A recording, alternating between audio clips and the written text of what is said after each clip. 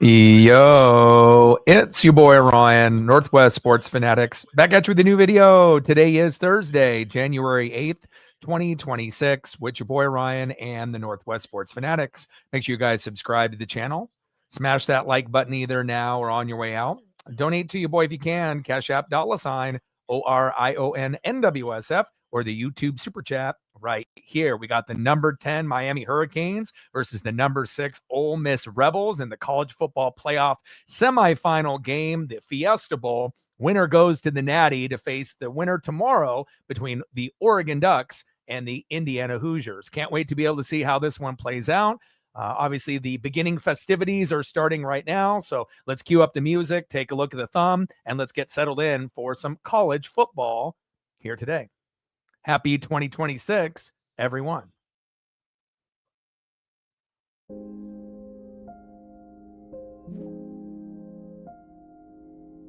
Let's go, baby. Malachi Tony. And again, you always know, with Miami, they talk about, the defense quite a bit, and deservedly so, but again, Carson Beck has done a good job, coming from Georgia and bringing Mario Cristobal, the quarterback that he's always wanted. And again, you got a very dangerous wide receiver in Malachi Tony. And, with the Rebels, again, you don't really know what you're going to be getting, on a game in, game out basis. But again, with Carson Beck, Malachi Tony, we know that they're going to do their thing on the offense, and the defense has got some dogs on that side. But Trinidad Chambliss, again, if he can get going early and often, again, you would assume Ole Miss is a little bit of an underdog, but Kwan Lacy, and they also have Harrison Wallace III. They have enough weapons to get the job done on offense. I think the real question today is, can Ole Miss's defense, keep up with Miami's defense on that other side of the ball? And we will find out, obviously, here shortly, who is going to be the better quarterback today. But really, it's going to come down to, can you run the football and can you play defense? The winner is going to be done. And obviously, it's going to be a battle in the trenches, right? Whoever's going to win that O-line, D-line, defense, play calling, coaching, it's all going to come down to the wire. And I feel that Ole Miss will be able to score some points, here today. And they obviously earned their spot here in the Fiesta Bowl. But again, Miami is a little bit more well-rounded. And again, they've gotten hot and healthy at the right time. And again, we will see how it all plays out. And then obviously, as we get into tomorrow, the number 5 Oregon Ducks, my favorite team, going against the number 1 Indiana Hoosiers. The only loss at Autzen, this season was to Indiana. And it's awesome to be able to get a chance to get a little bit of payback on a team that beat you earlier in the season. So, it could really go down many, many ways. At this point, you would assume that Indiana and Miami are the heavy favorites. Ole Miss and Oregon are the underdogs. But any combination of those 4 teams could end up making it to the Natty. And can't wait to be able to get into the action here in just a few minutes. And again, I hope everyone had a fantastic new year. And again, I'm really excited about 2026. Shout out to my boy Brooks Beats with the best beats on YouTube. This is year number 10 for me on the channel, 14 years streaming. And again, this is my 10th year on YouTube. It's taken a lot to be able to get to this point, but definitely excited to grind it out with the college football season wrapping up, as well as the NFL playoffs. We are going to be very, very busy here in the next 5 days. We're going to be doing this game here today. Tomorrow, Oregon versus Indiana. Saturday, I think we're going to do the Packers and the Bears for the late game. We may do 2 games on Sunday with the Niners and Eagles, and then the Chargers and the Patriots if I have enough time to get it done. And then Monday, obviously, with the Texans and the Steelers. So the plan is to be able to stream here for the next 5 days in a row. And hopefully we get some amazing football here, not only in the college football playoff, but also in the NFL playoffs. And then as we get a little bit closer, obviously into March after the Super Bowl ends, then we're going to be right around the corner for baseball season for a lot of us. We're definitely waiting for that, and can't wait to be able to call Mariner games for all of y'all as we get into 2026. Let's get it, baby. Marine Bean in the building. What's good?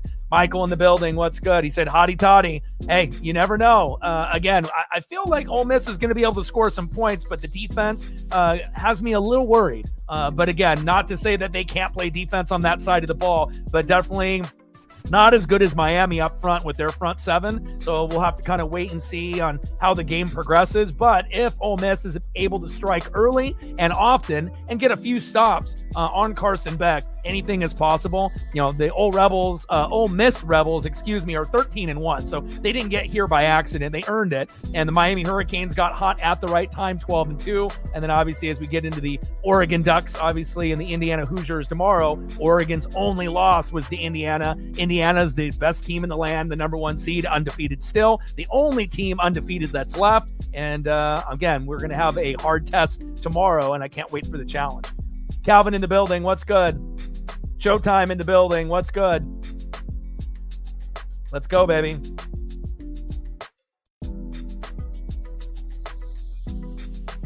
I did see that, Showtime. Mark Cuban. All right, they're going to have everyone lead out. And obviously Lane Kiffin, if he was still there instead of taking the job at LSU, this has got to be something that, I don't know if he's rooting for them to win or, obviously he's already, moved on to LSU and whatnot. But, again, Miami feels like they're the most well-rounded. And again, I feel like Indiana and Oregon are pretty even, for offense and defense. But again, Indiana is undefeated. They did beat Oregon, so you got to give them the edge going into the game. But again, it's very hard to beat a team 2 times or 3 times in a season, depending on how many times you match up. Just like in the NFL, it's definitely difficult to be able to keep beating a team. And, the first time that we played at Autzen, again, the offensive line and Dante Moore definitely were playing a little nervous, and it showed. And again, if you can get, 5 sack lunches, 5 to 7 in that, general range, that's kind of the magic number. If you can cause pressure on Dante Moore or Fernando Mendoza, obviously that's going to be a very big key, as we get into tomorrow's matchup. And then obviously here today, same thing, with Carson Beck on one side, obviously not the greatest quarterback, but still an efficient quarterback. And then Trinidad Chambliss, has got maybe a little bit more, sitting there, kind of in the tricks that he can pull out, a little bit more mobile than Carson Beck. But again, it's not going to necessarily be the offenses that dictate the winner here today. It's going to be the defense. And again, if you can run the ball effectively and play good defense, the game is going to be decided in the trenches. O-line, D-line, defense, coaching, play calling, slight edge to Miami, slight edge for Indiana. But that does not mean that Ole Miss and Oregon cannot advance. But again, they're going to need a little bit extra if they are going to advance, to the Natty. Ole Miss and Oregon, you're going to need a pick 6. You're going to need a fumble for a touchdown. You're going to need a special teams touchdown. You're going to need something extra. And on top of that, you're going to have to get pressure on the quarterback. 5 to 7 sack lunches, will be the goal, but that definitely will be easier said than done. Edgerrin James and Ray Lewis, honorary captains there for the U, and definitely excited about this matchup that we're just about getting ready to get started here tonight.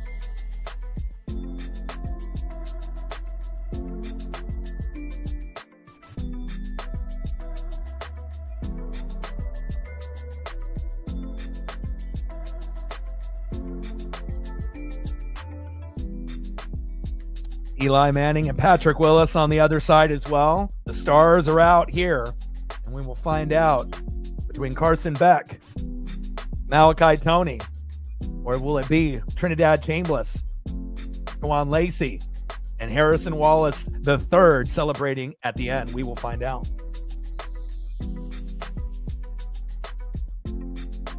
Coin toss just about to start. Hope everyone has had a fantastic holiday season. And again, it's been a very busy, few days, but I'm definitely glad to be back. And again, we're going to be very, very busy, not only today and tomorrow here in the college football playoff, but also for the NFL playoffs on Saturday, Sunday, and Monday.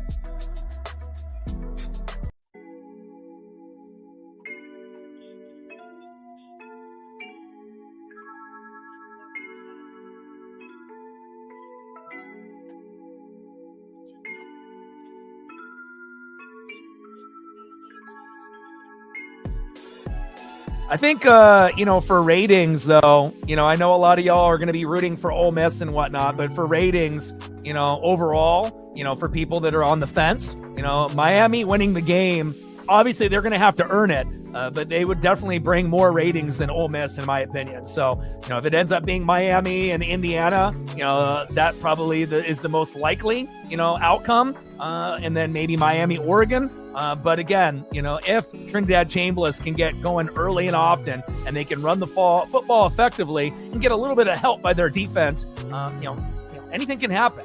Maybe the most likely matchup, like I mentioned, would be Miami, Indiana. Least likely matchup would be probably Ole Miss and Oregon. But you never know. Anything can happen in college football. It's all about getting hot and healthy at the right time, just like the NFL. And we will find out here in just a moment as we get transition here into the kickoff.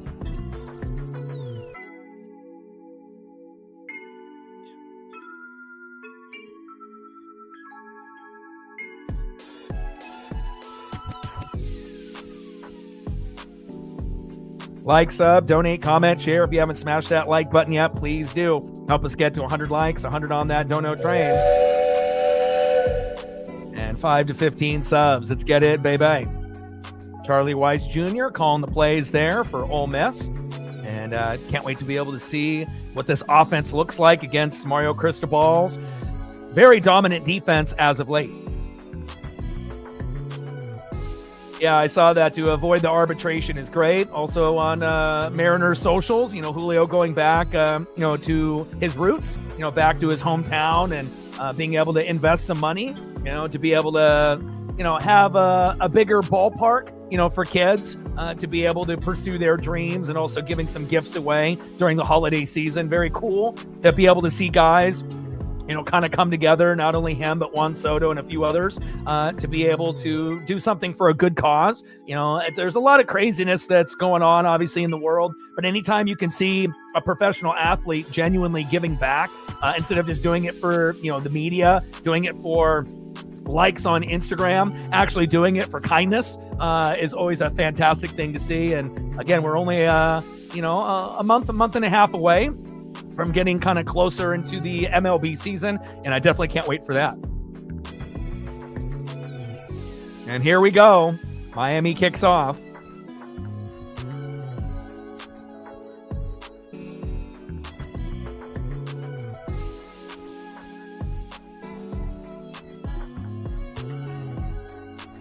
Trinidad Chambliss was very impressive against Georgia, 30 for 46, 362 yards, 2 touchdowns and no picks. And he's going to have some type of similar performance if they're going to be able to beat the U here today.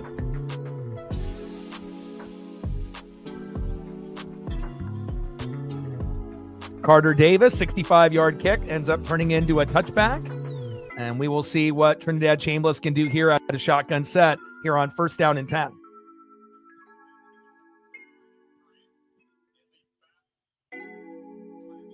Shotgun set. And a little screen pass there. Only gain of a few. 4-yard pass to his favorite target, Harrison Wallace III. 2nd down and 6 at the Ole Miss 29. So it looks like I might be the only one going for the U here today. But, again, I want to be able to see the best possible matchup. And, again, if Ole Miss ends up winning, then they've earned it, but still would be a little weird to me to see them in the Natty. But I guess I could say the same thing, for Miami as well.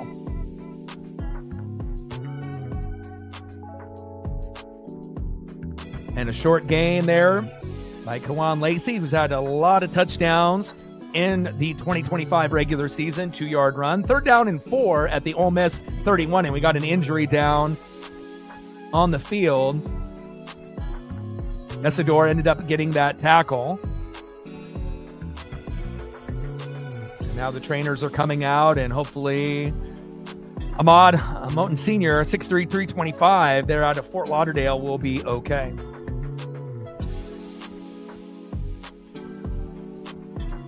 I'm a defensive guy as well. So again, most people are, fans of the offense and whatnot. And it's not like I don't like quarterback, running back, wide receiver, tight end play. I do like the guys that are underappreciated, like the O-line, but again, defense, the D-line, the linebackers, the secondary, the safeties and the corners, for me, it's more defense, running the ball, good play by the O-line, and then the play calling and the scheme. And again, this game will be won in the trenches, and hopefully we won't have too many injuries. And, we already got one here early on, and we'll see if he'll be able to return back to action. But already kind of hobbling on the first, second, third play of the game. So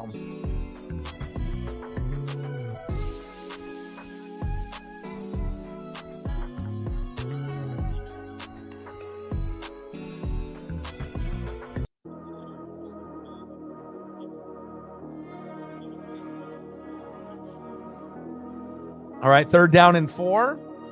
See what Trinidad Chambliss can do on this side. And again, Lacy obviously is a back that can catch out of the backfield. And Harrison Wallace, the third, is going to be their number 1 target. So we'll see where they decide to go here. Hurricanes showing blitz. Man in motion. Shotgun set. They bring 5. Chambliss. And throws it away at the very last minute. Great defense there by Miami, and that's the reason why I feel they're going to win this game. It's defense, defense, defense.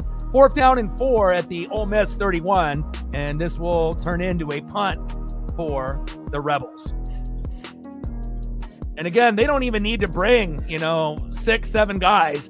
They can bring 4, sometimes 5, and, with the guys that they have, very dangerous. There's a few NFL players there on that front 7 for Miami, and one-on-one against that Ole Miss O-line, just don't think they're going to be able to hold up in 4 quarters.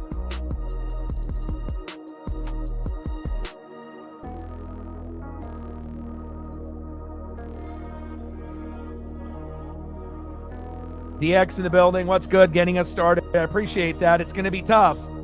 That's for damn sure. Hope you had a good holiday. Stacks, racks with a little Cactus Jack. Bang, bang. Malachi Tony there with a short gain. And we're at 5 on the Dono train. 95 to go. Appreciate you.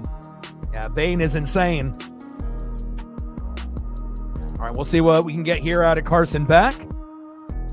14 and 9 TDs to interception ratio, but obviously as of late it's gotten a little bit better. Love Malachi Tony, no relation to Kadarius Toney, but obviously is the son of Antonio Brown, but not the famous Antonio Brown that was on the Steelers, another Antonio Brown that was in the NFL.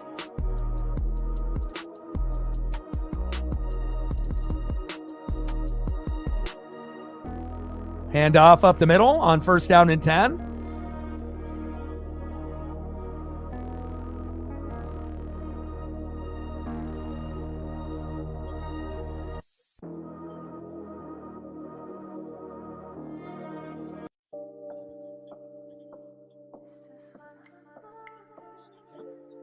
Five-yard gain, 2nd down and 5 at the Miami 41. Mark Fletcher Jr. for the Hurricanes with the rush. Cam Franklin, the defensive end for Ole Miss with the tackle.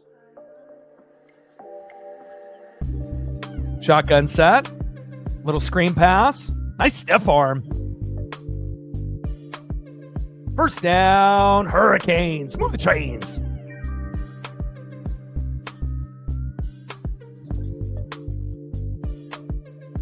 Nice job there by Carson Beck.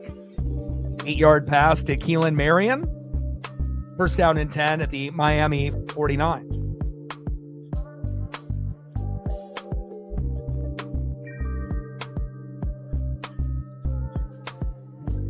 Shotgun set. And play action. Looking for a man, and he had a man and just overthrew him, incomplete. If he was able to get connected with Malachi Tony, that could have been a touchdown, but just overthrows his target there. 2nd down and 10 at the Miami 49.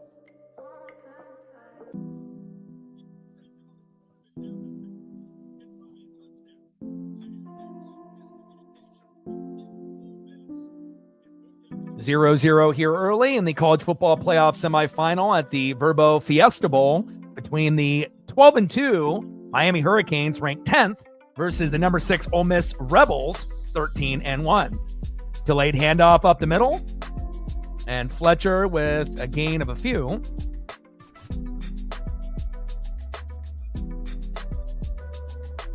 Yeah, I don't think there's a lot of people that, are big fans of Beck. Really, Miami is, it's defense. So 2-yard run there by Mark Fletcher Jr. 3rd down and 8 at the Ole Miss 49.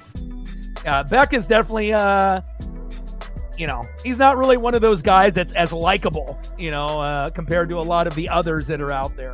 I'll definitely agree with you there. Beck on 3rd down and 8 steps up in the pocket. And even though Beck is slow as hell, able to get maybe about 6 yards there. Looks like it's about 4th down and 2 at the Ole Miss 43. TJ Daugherty, the linebacker for Ole Miss, with the tackle.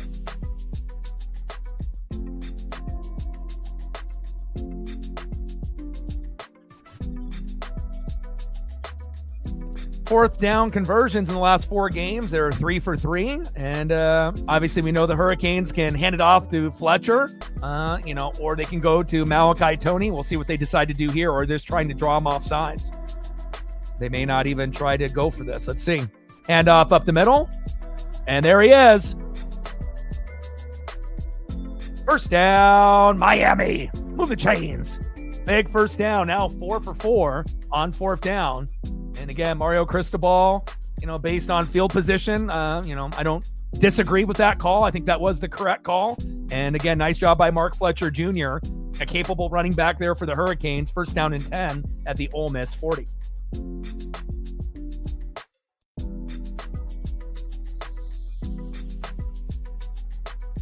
And no need to apologize, as we have an Ole Miss player down with an injury there, and trainers are looking at him. Everyone's got different things going on in their lives, and obviously we all react a little bit differently. When our teams end up not making the playoffs, or our teams lose in big games and whatnot. So, again, we're in 2026 now, and again, this is my 10th year on YouTube, so it's definitely a feel-good story, for all the hard work and the blood, the sweat, the tears that have been put in. I've been doing this streaming thing, for about 14 years, but this is my 10th year on YouTube specifically, and I think it's going to be a great year. Again, not only with the college football playoff, as we get to the Natty, after we find out who wins today and tomorrow between Miami and Ole Miss and Oregon and Indiana. We got the NFL playoffs, obviously, on Saturday, Sunday, and Monday, and we'll be grinding out games, obviously, on the weekend as well. And then, obviously, once we get into February after the Super Bowl, we're going to be, getting into MLB season, which I know a lot of us are definitely looking forward to. Mariners and everyone else's favorite teams, and I can't wait to be able to see what we end up doing in 2026. Commercial break as they tend to the injury. Like, sub, donate, comment, share. If you haven't smashed that like button yet, please do. Help us get to 100 likes, 100 on that dono train. And 5 to 15 subs. Let's get it, baby.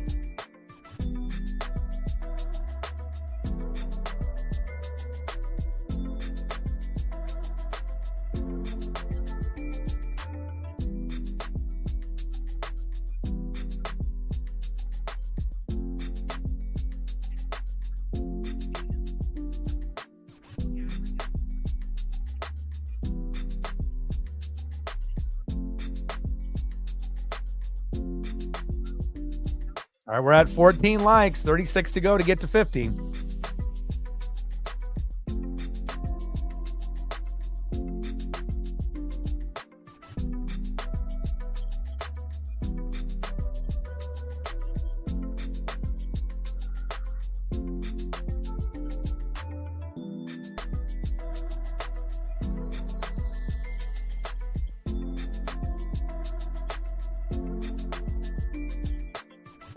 Getting back from the commercial break. 10:49, going to 10:33. First down and 10 here for the Hurricanes. Man in motion. Shotgun set as Ole Miss brings the blitz.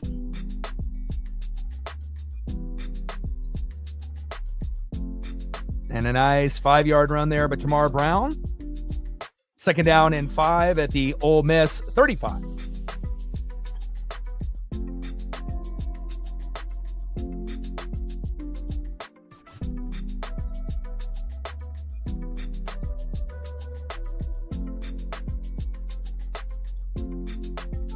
Yeah, getting back into NASCAR season and F1 and racing in general will be exciting as well. Agreed. Man in motion. Shotgun set for Beck. Screen pass to Malachi Tony. Runs into his own man and then runs into about 5 Rebels and is going to be short of the first down marker by about a yard or 2. See where the spot is here and how many yards they actually give him.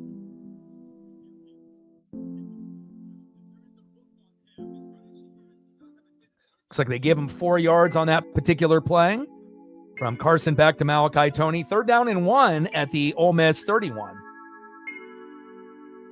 And really, the only way I can see Ole Miss winning this game is if they get a pick 6, a fumble for a touchdown, a special teams touchdown. They're going to need something extra, just like Oregon will if they're going to beat Indiana.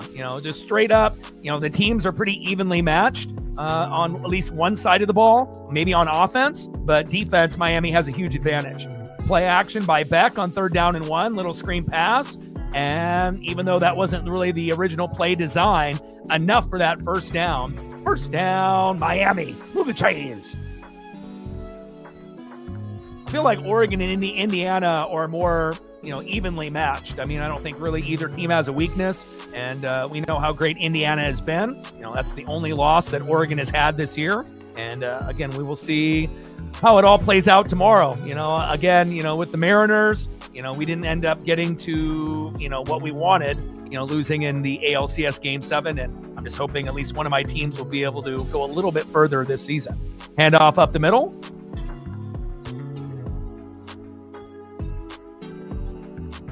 And a short gain there by Mark Fletcher Jr. 3-yard run. 2nd down and 7 at the Ole Miss 23. And again, the thing I like about Miami, too, is that, they're going to pound the rock. Cristobal, same type of thing when he was the head coach of Oregon. They're going to pound the ball. You're going to pound the rock. You're going to pound the rock. And then eventually the, passing game will open up for Malachi Tony and the others. But again, they're very disciplined. And again, we know the defense is the strongest part of the team. But again, also not fading the run, in the game is a key, for Miami to win this game as well. Fletcher up the middle again. And another 3 to 4 yard gain there. 3rd down and manageable here for the Hurricanes. Yeah, Kraken have been playing pretty good. I've been watching here and there. And again, we'll find out if the Kraken can, keep playing consistent hockey. And, the Blazers, even though we haven't had a point guard in 2 months, it looks like they potentially might be able to get one of the last spots in the playoffs if they can keep playing like Denny has been playing lately, on fire. 4-yard run there by Mark Fletcher Jr. 3rd down and 3 at the Ole Miss 19. Let's see if Malachi Tony will get an option here. But they go with a direct snap. And I don't like that play a call at all. Malachi Tony with the direct snap. Why not throw him the ball in the flat? And great defense there by Cam Franklin, the defensive end. And that's a loss of 1. Terrible play call there by Ole Miss. And now, realistically, they're going to have to settle for 3 unless they decide to go for it on 4th and 4. But you might as well bring your kicker out. But again, not a good play call there by Cristobal and company. Field goal unit is out. And that was the only shitty play call for Miami in this whole game. Kick is up and good. 38-yarder is good. And again, I just wish that, that particular play call, would have been on 1st or 2nd down, not, on 3rd down. But Carter Davis, knocks it in. 3-0 Hurricanes.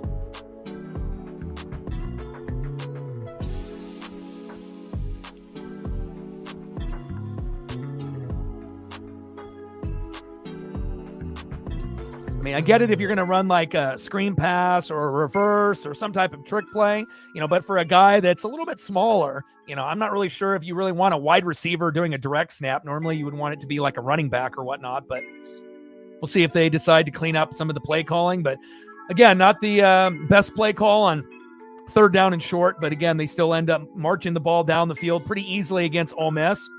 And they'll take a 3-0 lead, and then we'll see what Trinidad Chambliss can do on his offensive second possession, and we'll see if they can get Lacy the ball, who is a good running back. But again, I just kind of have this feeling that if Miami keeps, kind of pounding the rock, eventually they're going to fade Lacy, and then they're going to abandon the run, and then it's going to be up to Harrison Wallace III and others. And if that ends up being the case, that's going to be a huge advantage for the Hurricanes.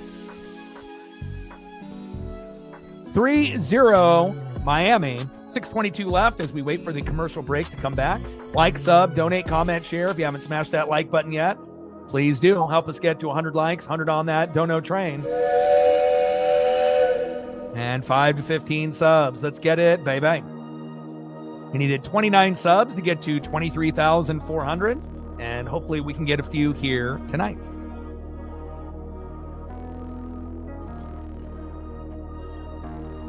Judah in the building. What's good?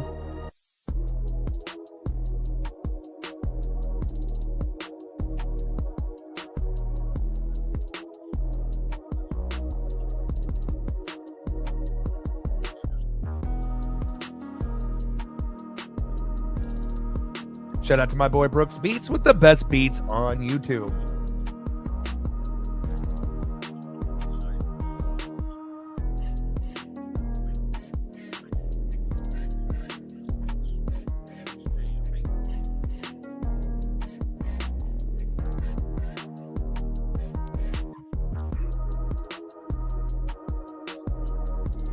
My current plan is to do Oregon and Indiana tomorrow. And then if I have time, potentially the Niners and Eagles at 1:30 on Saturday, and obviously the late matchup as well between the Chargers or Chargers and Patriots is the late game, and then who do we have? We got was it the Texans and the Steelers? That'll be on Monday, but let me take a look at the schedule here. So, as far as the schedule, but potentially we'll be able to maybe do. All right, so yeah.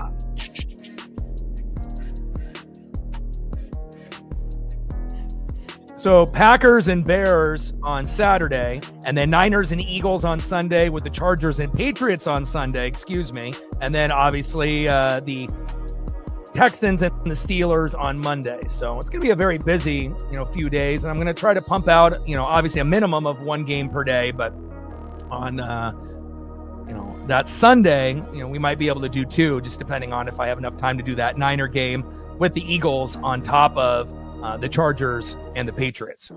Kickoff by Carter Davis, 65 yards. First down and 10 at the Ole Miss 25.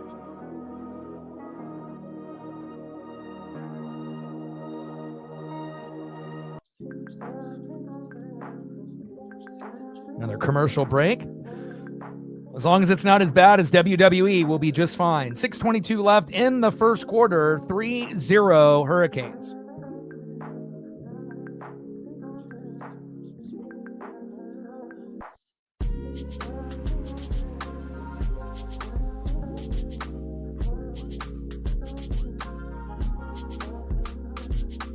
Yeah, they were really hot at the very beginning, and then they kind of hit a wall and started sliding down in the standings, but they had gotten hot again, and it's a great thing to see, to be able to kind of go through the new coaching change and trying to be able to bring a few new pieces in, and it would be great to be able to see them make the playoffs. I don't know how deep of a run that they would be able to go on, but again, just getting into the playoffs obviously is an exciting thing for any favorite team, and any fan that's out there. Again, that's what you kind of pray for, right? You want your team to try to win the division, and if you can't win the division, then you want to get into the playoffs. And again, it's not like we haven't seen teams like, for example, in the wild card in the NFL win it all. Now, it doesn't happen often, but again, it is possible.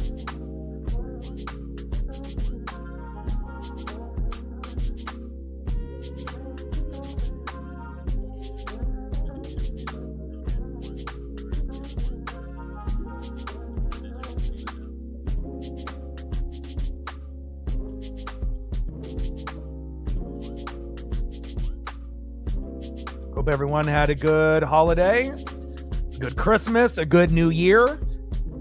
And again, 2026 is going to be a very exciting year for us here on the channel. And I can't wait to be able to see where we go, not only here with the college football playoff, but the NFL playoffs, and as we get into the MLB regular season.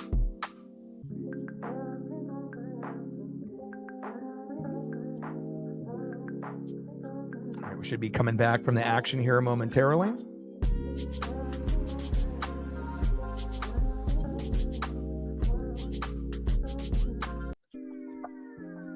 Like, sub, donate, comment, share. If you haven't smashed that like button yet, please do. Help us get to 100 likes, 100 on that dono train. And 5 to 15 subs. Let's get it, baby.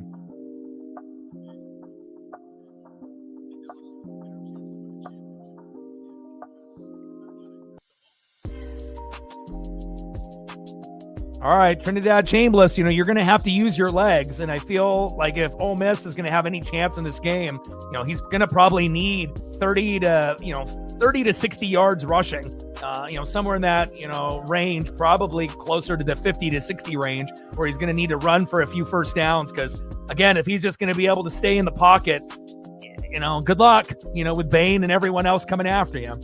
Shotgun set on 1st down and 10. Little screen pass. And a nice tackle there. Doesn't actually take him to the ground, and it takes 4 Hurricanes to push him back as they blow the whistle dead. 3-yard pass there from Trinidad Chambliss to Kawan Lacy, their star running back. 2nd down and 7 at the Ole Miss 28.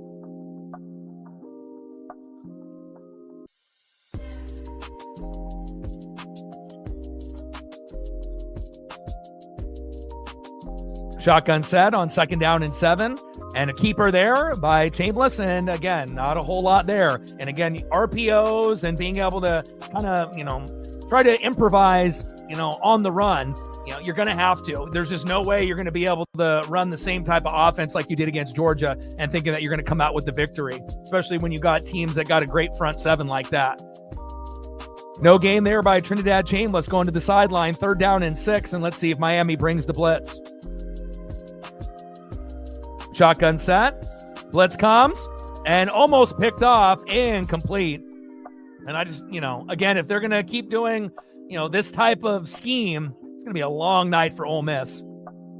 Because, again, they don't necessarily need to blitz on 1st and 2nd down, but it's like it's almost a given that they're going to be blitzing on 3rd down. And if you're not going to have anybody pick up, that late blitz, coming from a linebacker or safety late, it's going to be a long, long evening for the running Rebels. 4th down and 6 at the Ole Miss 29, and that's going to turn into another punt. And again, it looked a lot easier for Chambliss against Georgia, but against Georgia doesn't have the same type of defense as Miami on that front 7, and that's evident. 48-yard punt by Oscar Bird, the punter for Ole Miss, and that goes out of bounds. That's going to be 1st down and 10 at the Miami 23.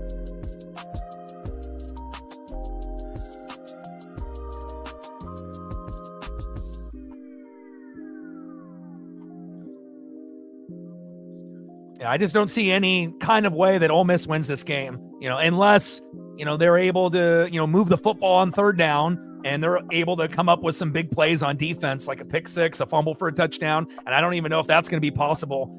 Again, it's not like Carson Beck is, the best quarterback in the land. Obviously we know Dante Moore from the Ducks and Fernando Mendoza and a few others are better, but again, if they just, keep the ball out of his hands for the most part and just hand it off to Fletcher and then end up giving it to Tony here and there, the offense is good enough to be able to, get field goals and a few touchdowns here and there.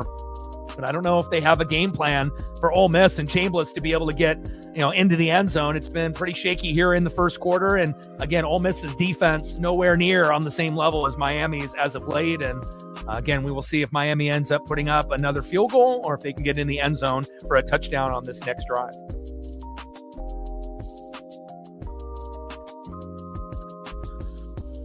Two more to 20. Let's get there. And for all the regulars and the mods, I need your help. I won't be able to do it by myself. Like, sub, donate, comment, share. If you haven't smashed that like button yet, please do. Help us get to 100 likes, 100 on that dono train. And 5 to 15 subs. Let's get it, baby.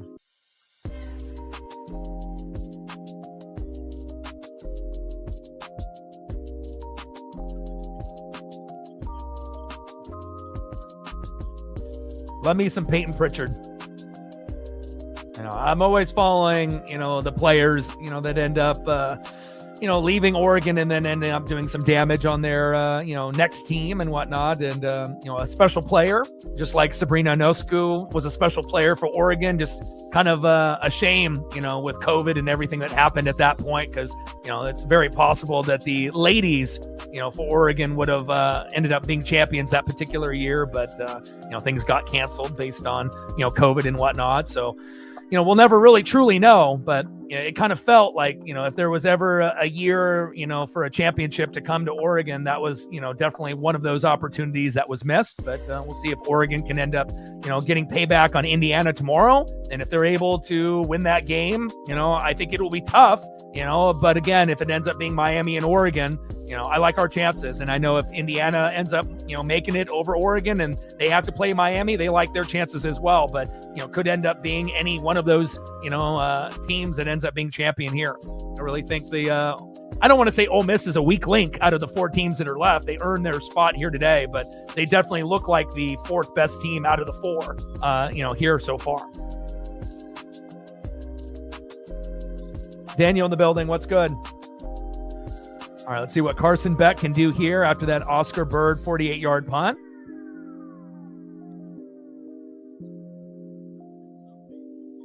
And a nice run there by Jamar Brown, 8-yard run. Nick Cole, the safety for Ole Miss with the tackle. 2nd down and 2 at the Miami 31.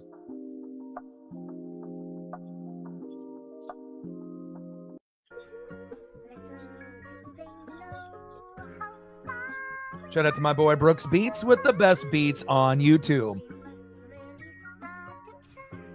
2nd down and 3, a little screen pass. 1st down, Hurricanes. Move the chains.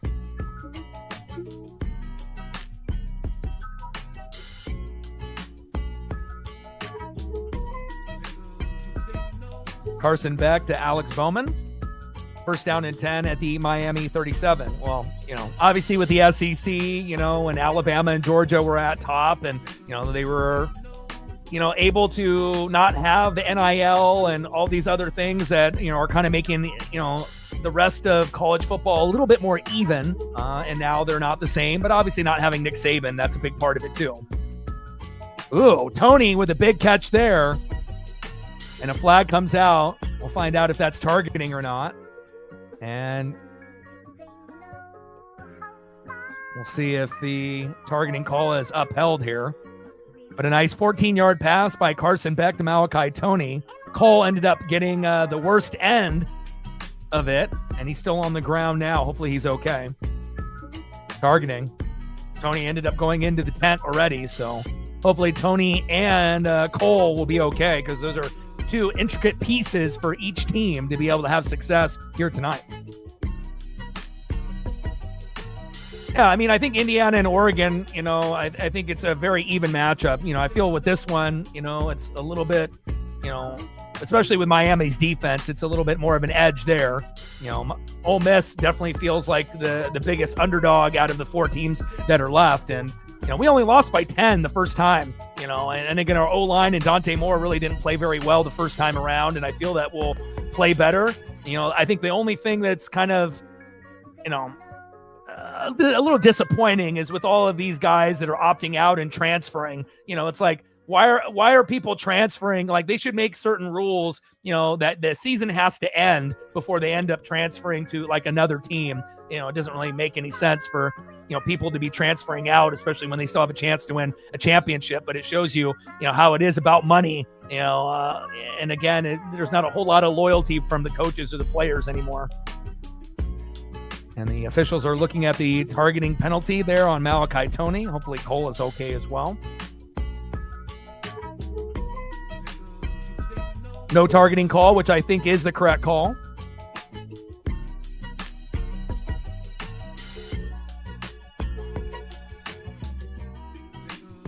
First down and 10 at the Ole Miss 49.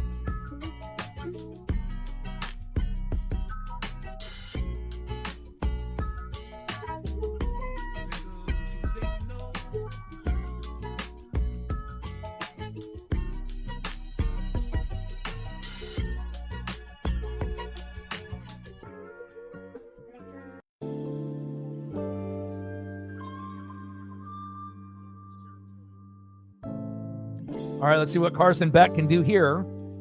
72 yards of offense for Miami, -3 for Chambliss and Ole Miss. That's not what you want. Shotgun set. Hands off to Fletcher, who's got a lot of speed and agility. Runs over one running Rebel and another, but a flag comes out, and I assume that's going to be holding on the Hurricane O-line.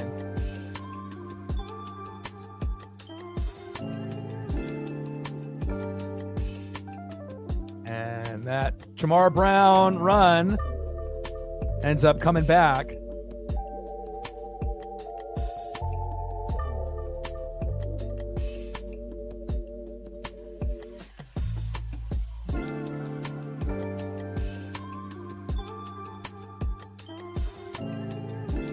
Yeah, and I think that if we could get the college football playoff and have everything done by, the new year, like the Natty is on January 1, having all the games, so there's no disadvantage for the, 1, 2, 3, and 4 seed. I think that would be better, but, we'll see, how that'll adjust as we, go into the future and whatnot. Little screen pass.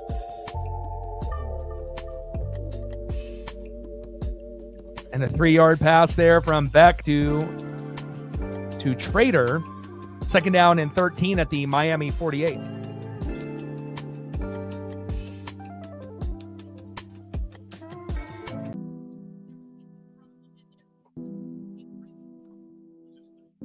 Like, sub, donate, comment, share. If you haven't smashed that like button yet, please do. Help us get to 100 likes, 100 on that dono train, and 5 to 15 subs. Let's get it. Bang.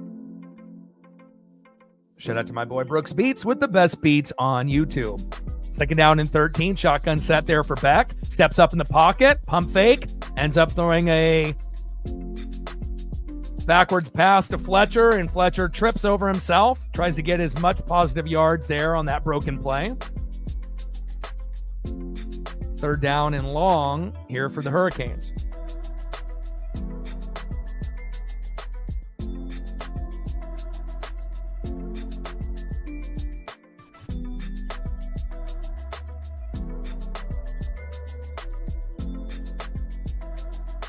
All right, 3rd down and 9 at the Ole Miss 48. And we'll see what they get here out of a trips right. 4 wide receiver set here for Carson Beck. Oh, that's false start on Markel Bell, offensive lineman. Bring it back, 5 yards. Now it's going to be 3rd down and 14 at the Miami 47. And obviously that plays into the hands of the running Rebels. Obviously, they can't really move the football at this point, but, any type of self-inflicted wounds that the Hurricanes can do to themselves will definitely, give Ole Miss a little bit more hope as this game progresses. But again, they haven't been able to move the ball at all, running or passing at this point. And it definitely feels like Miami is the more well-rounded team. We already knew they had the better defense with that amazing front seven led by Payne. But again, Ole Miss does have a quarterback in Chambliss if they can, get enough out of that O-line and protection, but they haven't been able to do it so far. 3rd down and 14 after that holding penalty by Bell, and they decide just to go with a draw, and Mark Fletcher Jr. only gains a yard. Will Eccles, the D tackle for Ole Miss, was the first to get in on the action. 4th down and 12 at the Miami 49, and that is going to turn into a Hurricane punt.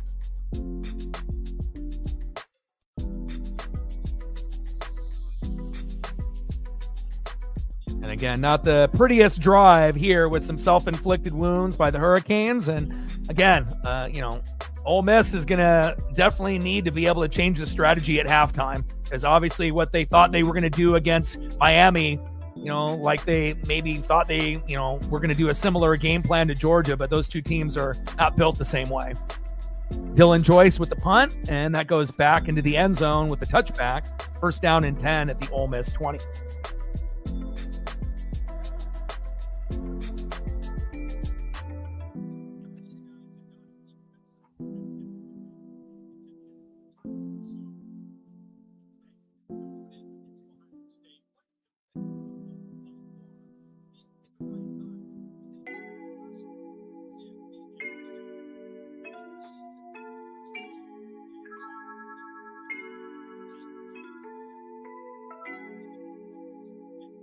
Defense wins games. Defense wins championships. All right, let's see what they can do here. It's pretty much, their best chances of being able to get points have to be on first and second down. And again, they haven't really been able to get a whole lot on first and second down. And again, no huddle. Trinidad Chambliss rushes for a 2-yard gain. And you don't want your quarterback to be your leading rusher in the game, but that might end up being the case for Ole Miss. Second down and 8 at the Ole Miss 22. And you already know that they're going to be blitzing on third down. And if it ends up being fourth down for Ole Miss, they're going to be blitzing on that down as well, and they don't have an answer there. Offsides by David Blade Jr., and they'll take that. Offsides on the U.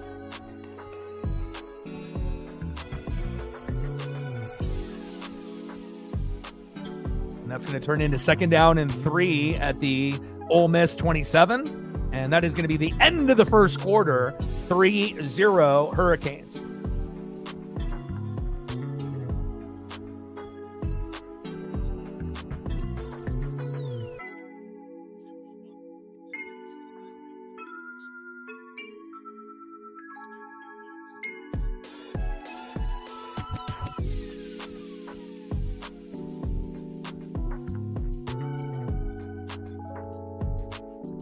And it really does, show you when you have teams that, that are pretty exciting on offense, but their defenses aren't very good, then obviously you get a shootout like we had with Ole Miss and Georgia. But when you end up having defenses like Oregon, Indiana, and especially Miami as of late, you might be able to get a lot of points against a mediocre or a, kind of give and take defense like Georgia. And you saw Ole Miss come back and win that game, but they're not able to really do anything. They can't run the ball. They can't throw the ball. They can't get first downs. They're not effective on third down. And again, I just don't see any really formula that Ole Miss wins this game unless they're able to get a pick six, a fumble for a touchdown, a special teams touchdown. They're going to need something, on the defensive side or the special team side to kind of energize this team. And if they don't end up getting the pick six or the fumble for a touchdown or, a special teams touchdown, I think that might be the only way that they, can keep it close. And even if they get that play, they still may not be able to win this game because,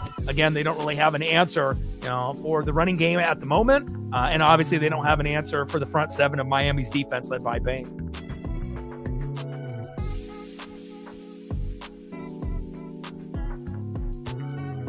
Cool kid in the building. What's good? Defense wins games and defense wins championships. And, Seattle is definitely very, very hot. And, again, it would not shock me one bit if they ended up making the NFC championship game or making the Super Bowl. And honestly, if they can get to the Super Bowl, I would not be shocked if they win it all this year. I think that they do have a chance, as good as anybody in the NFC. And if they end up getting there, and they can keep the hot streak going and they don't have any major injuries, regardless if they play the Broncos or the Patriots or the Bills or the Texans, Chargers, Steelers, you don't really think that those two teams really have a shot. So realistically, it'll probably be the Broncos, Patriots, Bills, or Texans. It probably would be one of those teams. Obviously, we know the Texans with Danielle Hunter and Will Anderson Jr. are great, kind of like the front seven here of Miami. Defense wins games, defense wins championships and whatnot. But, if it ends up being maybe the most likely choice, Denver or New England, I don't know. I don't know if those teams, would be able to have enough in 4 quarters to keep up with the hot team in the NFC. But we know the NFC is stacked.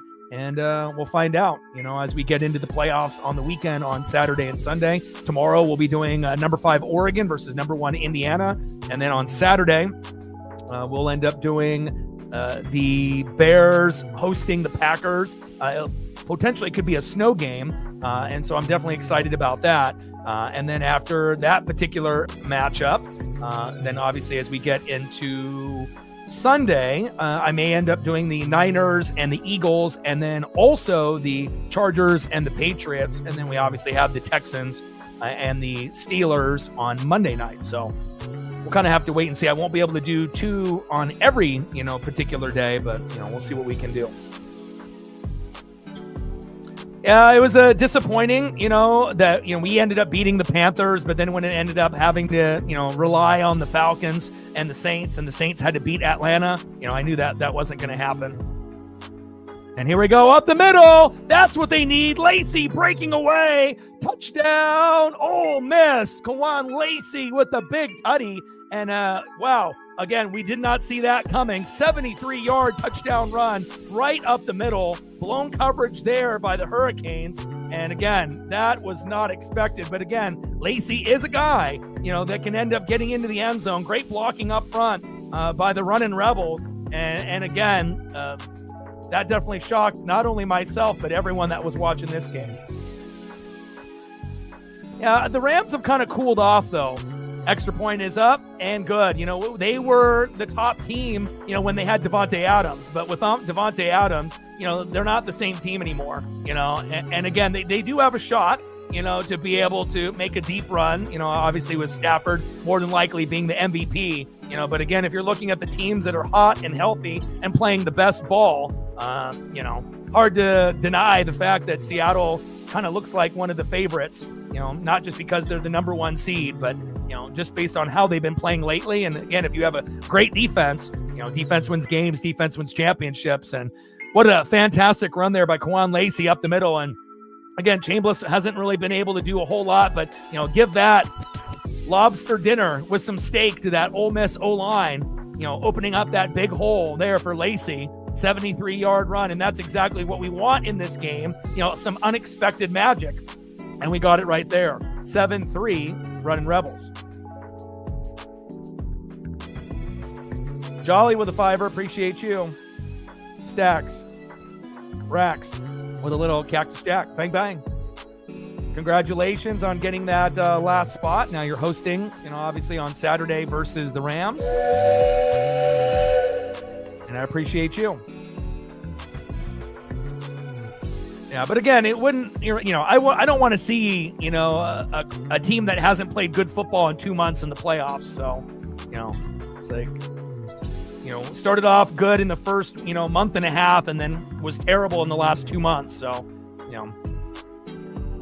and again, they decided to keep Bowles. I would have really liked them to fire everyone and, start over and whatnot, but we'll have to stick with Bowles for at least one more year. And, Grizzard got fired and a lot of the other, coaches. But again, offense had the pieces. O-line and the defense really let us down, and we'll see what happens as we go into next year. 65-yard kick by Carnero. First down and 10 at the Miami 25. We'll see what Beck can do here. Yeah, we beat you guys in that last game, which I felt that we would, even though the rain was coming down. It was kind of a sloppy game between your Panthers, Jolly, and my Bucks. But, having to rely on the Saints to beat the Falcons, I knew that wasn't going to happen. So I didn't like rooting for either of those teams. I know you didn't like rooting for Atlanta. I sure as hell didn't like rooting for the Saints. Beck, short right to C.J. Daniels with a 7-yard pass. Second down and 3 at the Miami 32. And again, when you make the playoffs as an 8-9 team, it's embarrassing. Again, obviously we know that it was the worst division in football this year, and hopefully that'll change. Hand off to Mark Fletcher Jr., rumbling and a bumbling, running over a few running Rebels there. Nice 11-yard run. First down, Hurricanes. Move the chains. Perkins with the tackle there. But I wish you the best of luck. Obviously, you're a huge underdog, going against the Rams. And again, at least you got to the playoffs, first time in many, many years. And, we'll see what happens in the NFC South, as we, move forward into 2026 and beyond. But congratulations.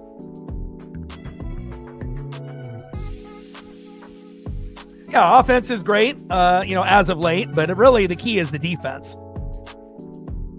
Beck with the play action pass and a little check down, flag comes out.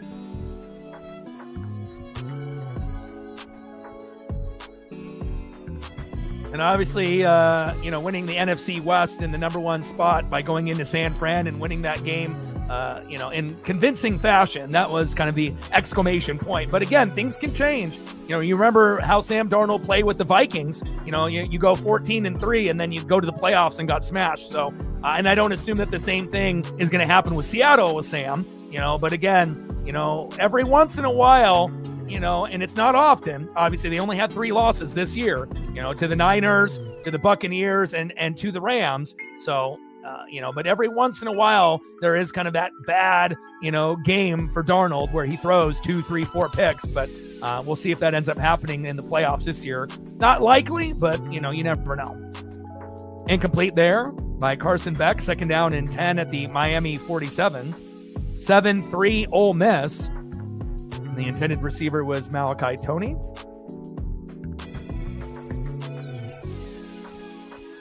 But definitely excited, for not only this game, but Oregon and Indiana tomorrow.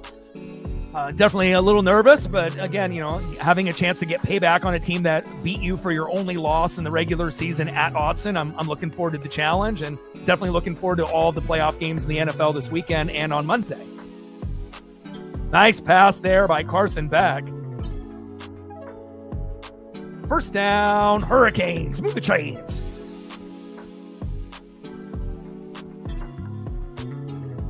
Joshua Moore with the nice reception there. Great hands there by Moore to adjust. Obviously, that was a little outside. Great strength in those fingers to be able to get that. Shotgun set, Beck, short right, incomplete. Second down and 10 at the Ole Miss 42.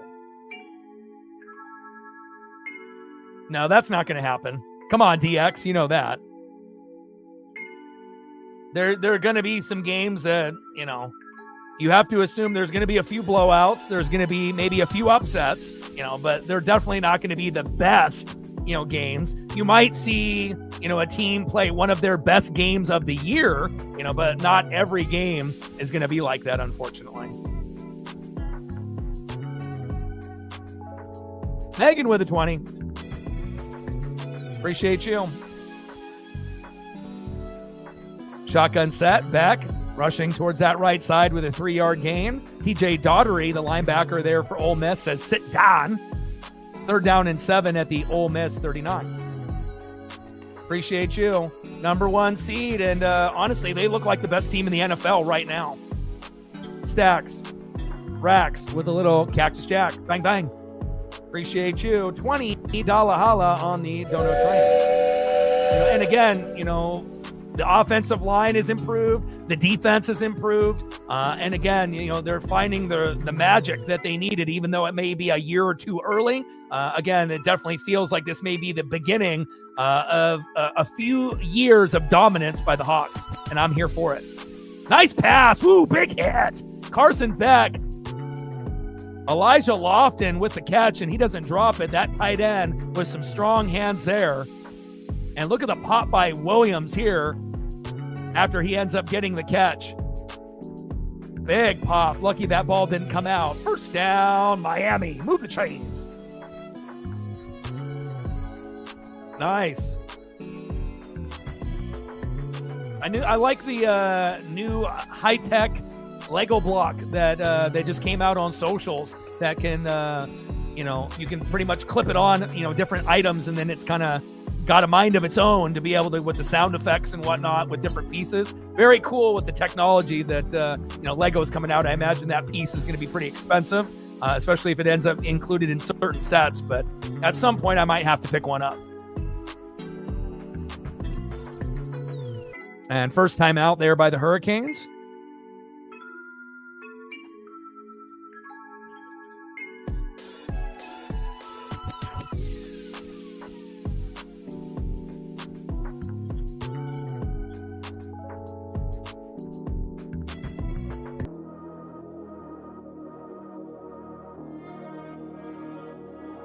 (7-3) running Rebs. And if you're just tuning into the broadcast, Davis with a 38-yard field goal for the Hurricanes, making it 3-0 early in the first quarter. And then we had Lacy come up with a huge play right up the middle, very unexpected, 73 yards right up the middle, and great offensive line play. And, you didn't really know if Ole Miss would be able to play like that. But again, if they were going to end up scoring, you would have to assume it has to be on first and second down. Third down, that Miami is going to be bringing the blitz, as well as fourth down if they end up going for it. So that those are the blitzing downs, but strategy may have to change to potentially blitz once in a while on first and second down. But they were able to catch Miami sleeping on a particular down. And again, sometimes all it takes is, one play to be able to kind of, give you that unexpected outcome. And right now, even though Miami has been the better team besides that one play, they're down right now 7-3.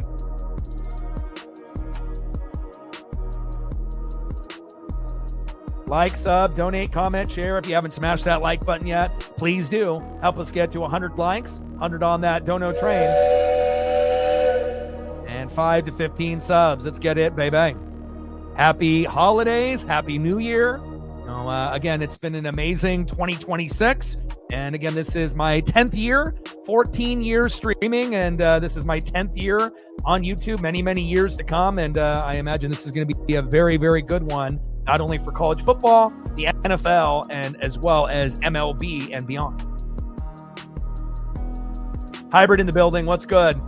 For me, I don't really care whatever outcome that we get. I feel if it ends up being Miami, Indiana, that'll get the most ratings. Miami, Oregon would be probably second. And then, if you had Ole Miss and Indiana, or Ole Miss and Oregon, it would still, be a special game and whatnot. But, obviously there'd be a huge advantage for Indiana and Oregon going against Ole Miss, in my opinion.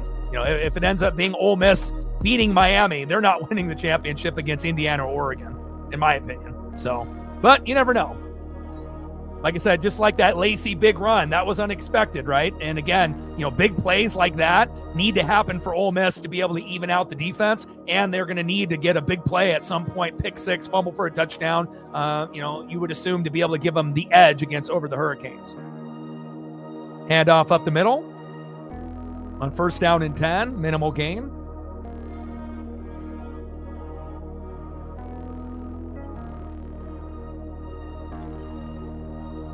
Three-yard run there by Chamar Brown. 2nd down and 7 at the Ole Miss 21.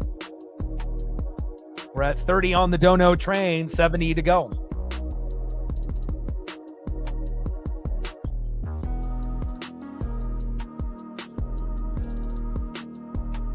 Second down and 6. Shotgun set. Back. Floater. Back of the end zone. Great defense there by the running Rebs. Braxton with the coverage. Malachi Toney, the intended receiver. 3rd down and 7 at the Ole Miss 21.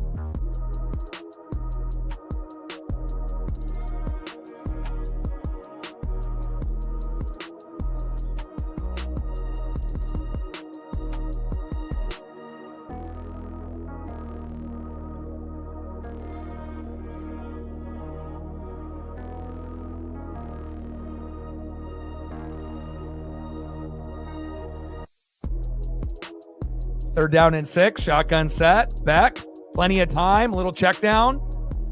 And Malachi Toney breaks a tackle, and another great effort by Toney. 1st down, Hurricanes. And if we can get some help by the mods and the regulars, again, we're at only 25 likes. We're way behind on that. So again, we got 75 to get to goal. We're only at 25 with 80 in the room. So if we can get some of the regulars and the mods to help out with that, that would be greatly appreciated. We're at 30 on the dono train, 70 to go, 25 on the likes, 75 to go there. Big 1st down for Carson Beck to Malachi Toney. 1st down and 10 at the Ole Miss 13, and the Hurricanes are knocking on the door.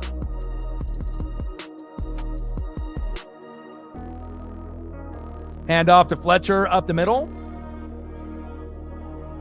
And bulldozing his way forward for a gain of a few.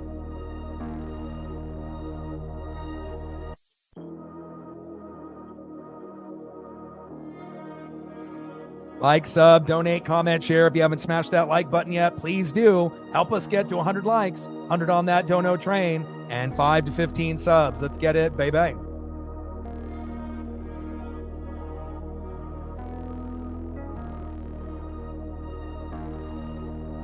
Second down and 5 after that 5-yard run by Mark Fletcher Jr. Handoff to Fletcher again. Inside the 5-yard line there for Fletcher. 3-yard run, 3rd down and 2 at the Ole Miss 5. And as long as we don't end up running a direct snap to Malachi Toney like they did last time they were in this position, they'll be just fine.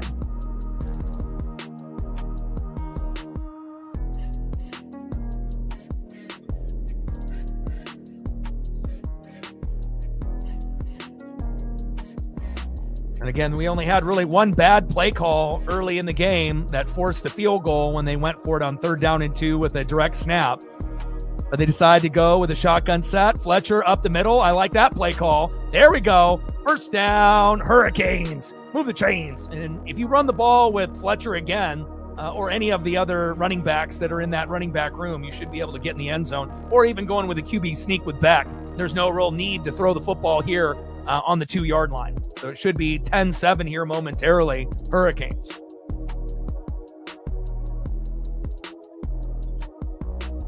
All right, no worries.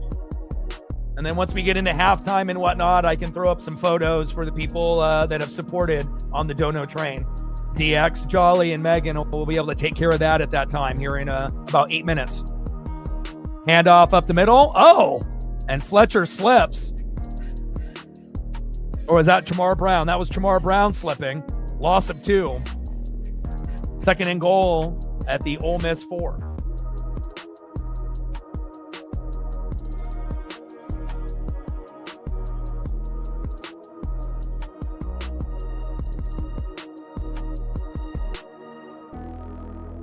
No huddle, shotgun set. Brown again. Doesn't slip that time. Touchdown, Hurricanes. Nice job. And again, that's one thing about Miami I really do appreciate, that they're not going to fade the run. They're like Oregon and Indiana. They are not going to fade the run. They're going to run the football. They're going to run the football. They're going to play great defense. And again, not to say, that Ole Miss, isn't going to be able to run the football with Lacy. They will, but again, the defense isn't really built the same. And again, they're going to need a hell of a lot more from their offense and their special teams if they're going to be able to win this one. Great leaping attempt and great strength there by Chamar Brown. Extra point is up and good. 10-7 Hurricanes.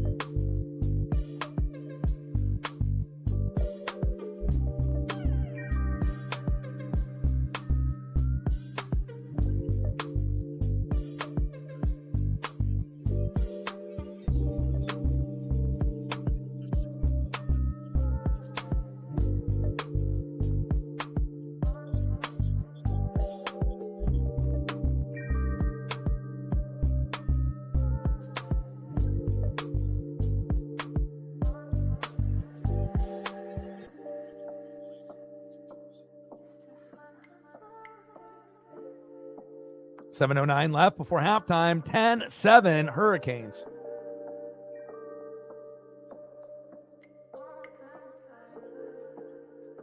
And if you're just tuning into the broadcast, Davis with a 38-yard field goal in the first quarter, 3-0 Miami. And you ended up getting a very unexpected play by the running Rebels, which have not really been very effective on offense. And again, a big 73-yard run up the middle, great O-line blocking, for the Rebs up front, and that turned into a 7-3 lead. And then, just as we just mentioned, we had Brown rush right up the middle after losing 2, gaining a 4-yard run, and now it is a 10-7 Hurricane lead.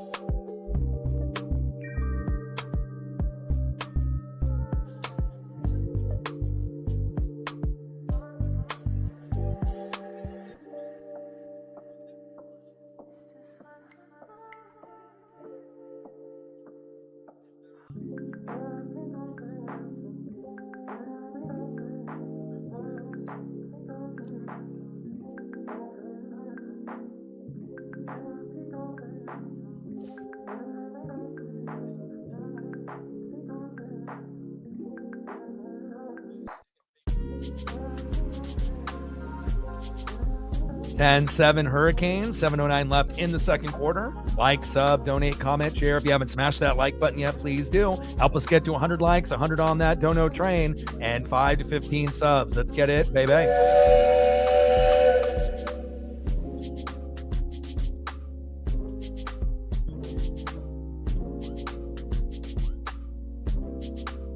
Good competitive matchup, even though Ole Miss is, I don't want to say they've been dominated this whole game. They've had moments, but again, really the one big run is the main thing that has kind of kept them in this game. If you didn't end up getting this big run by Kwan Lacy, what's the score?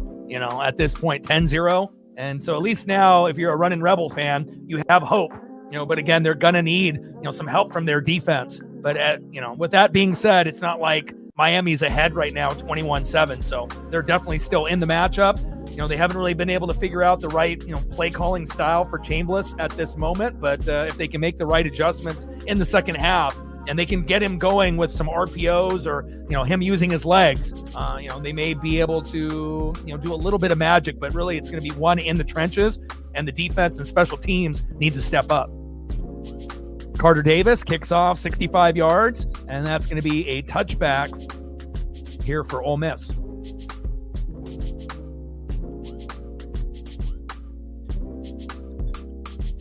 All right, let's see what Trinidad Chambliss can do here on this drive. Only 8 plays and 72 yards total. Only 3 minutes of time of possession to 19 minutes for Miami. So again, if you didn't get that big, 73-yard touchdown up the middle by Lacy, and again, your downs that you're going to have to dominate are first and second down. Because again, when it's third and fourth down, Miami's going to blitz, and you're not going to get positive yards. You're going to get sacked. You're going to end up making a mistake, and then you're going to turn into a punt more than likely. So we'll see if they can take advantage of first and second down like they did with Lacy on that big touchdown run. Shotgun set, play action, Chambliss, screen pass. And nice tiptoeing on the sideline there. And again, a gain of maybe 2 or 3 turns into a 7-yard gain there by Logan Diggs. Second down and 3 at the Ole Miss 32.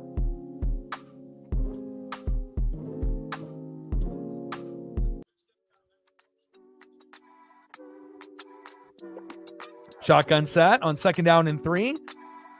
Handoff to Diggs up the middle. First down, Rebels. 6-yard run there by Logan Diggs. First down and 10 at the Ole Miss 38.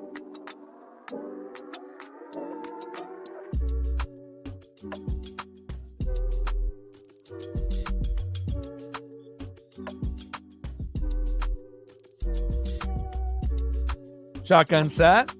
Chambliss going deep. Stribling is open. And then gets covered late and complete. Flag down on the line of scrimmage might be a hold on Ole Miss. If they would have thrown that football within the first 5 to 10 yards, you might have been able to complete something. But obviously, as he threw it, at that point, the coverage was there. Roughing the passer. Wow. Justin Scott. Self-inflicted wound by the Hurricanes, and Mario Cristobal does not like that. 15-yard penalty, automatic first down, Rebels. Absolutely clobbered the fuck out of Chambliss there. First down and 10 at the Miami 47.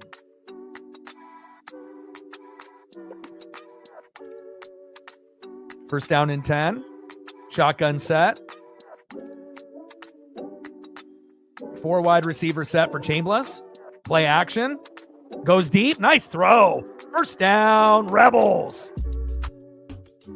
Harrison Wallace III with a nice 20-yard catch there from Chambliss.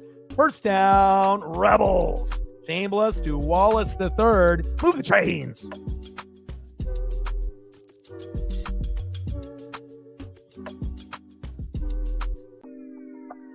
Screen pass on first down and 10. Broke one tackle, but not another. Winston Watkins there with the catch. Second down and 7 at the Miami 24. Good game here. And again, thankfully, you ended up getting that long touchdown run by the running Rebels, but now they are threatening, for a field goal to tie or potentially a touchdown to take the lead. And again, they started slow, but they got the big play when they needed it. Nice tackle there by the Hurricanes. Keontae Scott there with the tackle. Logan Diggs, no gain. Third down and 7 at the Miami 24. And again, more times than not, the Hurricanes are going to be blitzing on third and fourth down. This will be interesting to see if they keep that same strategy here and if Chambliss can get a big first down or if they're going to have to settle for a field goal here. Shotgun set. Chambliss. And there's nowhere for him to go. And just running away from the defense and throws it away.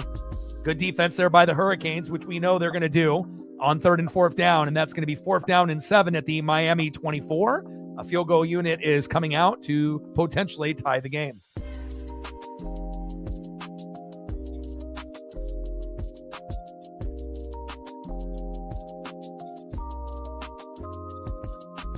Late hit there by Miami as Chambliss was going out of bounds. Should have been called, but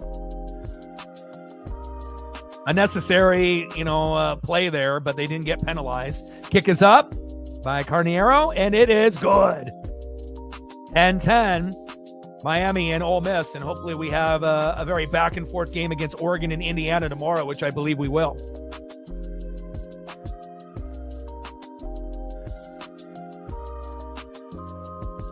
Nice drive there by Trinidad Chambliss. Go on Lacy and Harrison Wallace III getting the score tied up 10-10 with less than 5 minutes to go before halftime. Now we'll see what Carson Beck and Malachi Toney will be able to do here next.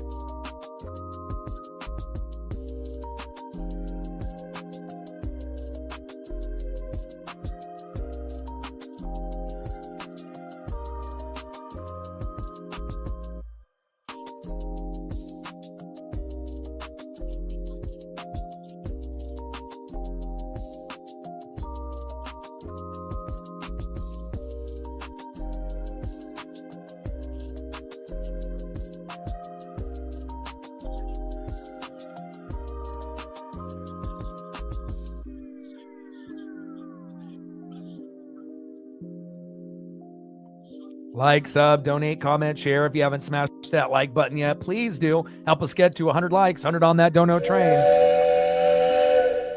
And 5 to 15 subs. Let's get it, baby. We needed 29 subs to get to 23,400. And let's see where we're at now after the last commercial break. Looks like we've gained a couple here. 28 to go to 23,400. Shout out to all the new subs that we've acquired here today and in 2026.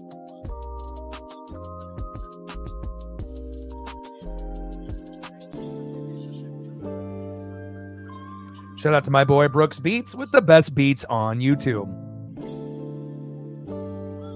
So a field goal apiece, a touchdown apiece, 4:38 left for Carson Beck and the Hurricanes to see if they can get a halftime lead.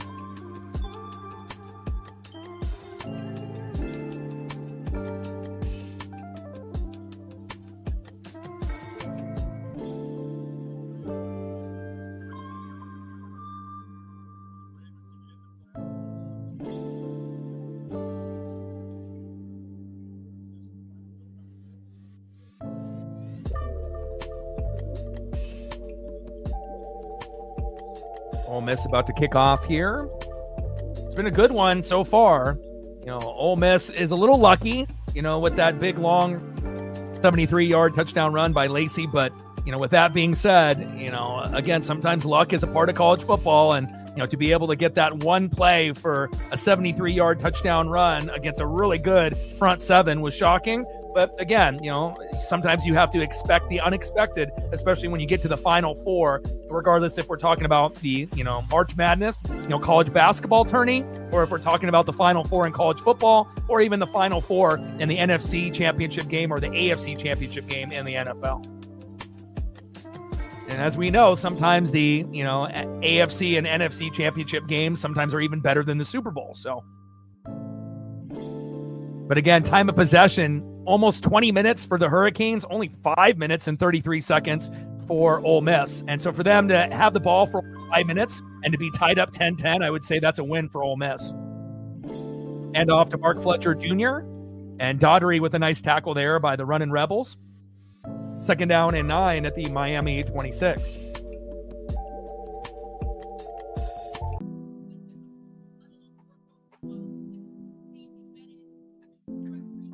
Yeah, once we get into halftime, I'll be able to throw up some photos for you, DX, and for Jolly as well. Shotgun set. Going with a little screen there.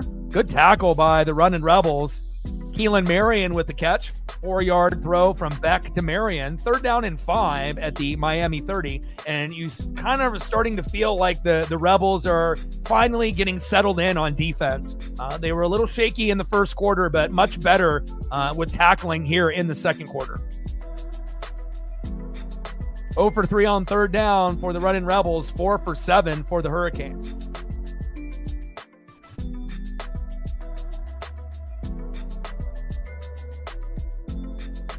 Shotgun set on 3rd down and 5. Floater wide open. Nice pitch and catch there for the Hurricanes. 1st down, Miami. Keelan Marion with a 14-yard pass there from Beck. Move the chains. And again, no pressure by the running Rebels whatsoever on Beck. And again, if you're going to be playing a zone or a soft zone, you better know where your guys are at. No QB spy on Beck on that play.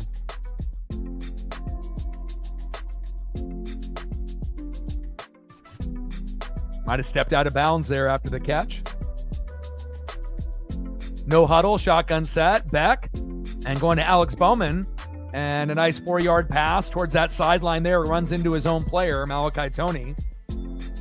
2nd down and 6 at the Miami 48. Less than 3 minutes left here before halftime, and a really good one here in the college football playoff semifinal, the Final Four in college football here in the 2025-2026 season at the Verbo Fiesta Bowl.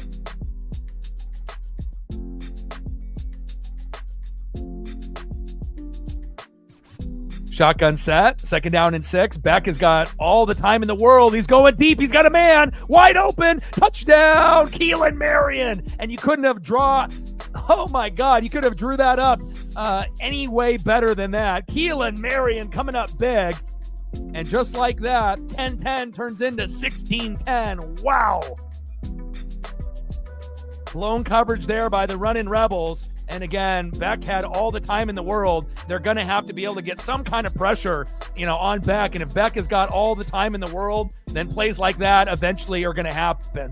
52-yard bomb by Beck to Marion. And extra point is up and good. 17-10 Hurricanes. Wow. Not JT in the building. What's good?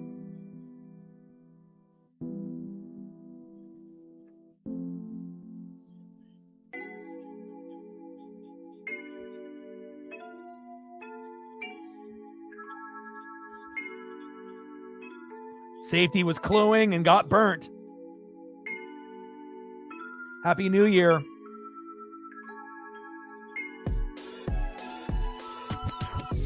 Yeah, and again, I wanted to be able to do, the, few matchups that we had, that were available as we went into the new year, but again, I had a few internet issues and whatnot, and it was good to be able to get a chance to, watch a few games and whatnot. But, obviously, we're back here, for college football and the NFL, and we should be good to go moving forward.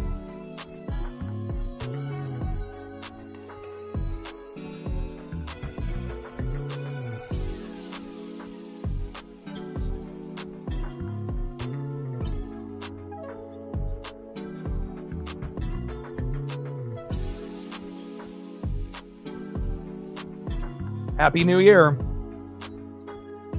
All right, we got 2:18 left for Trinidad Chambliss and the running Rebels to be able to tie this game up. Let's go. Lacy had that big 73-yard run up the middle. I don't expect that to happen again, but you never know. And then Harrison Wallace III, the biggest target for Chambliss. You would assume at some point will be able to, make his impact known and get in the end zone possibly in the second half. Or maybe here in the last 2:18. Kickoff by Davis, 65 yards, which turns into a touchback, first down and 10 at the Ole Miss 25. Man in motion, 3 wide receiver set, shotgun set, play action, Chambliss towards the sideline. And that one ends up hitting the turf incomplete. Or did they actually give him the catch there and his knee was down? And timeout, running Rebels. 2-minute warning. So they did give him the catch, second down and 6, 4-yard catch. So I didn't know if it hit the ground or not based off that camera angle, but he did come up with it. But knee was down with the tackle. Yeah, I definitely have been keeping up with the Kraken and the Blazers, and again, it's nice to be able to see, the Kraken were really good at the beginning of the year, then they kind of hit a wall, and now they're, kind of getting back to where they were towards the beginning of the year, getting hot at the right time, and they definitely look like they're going to make the playoffs this year. Still got a ways to go, but definitely exciting if you are a Kraken fan.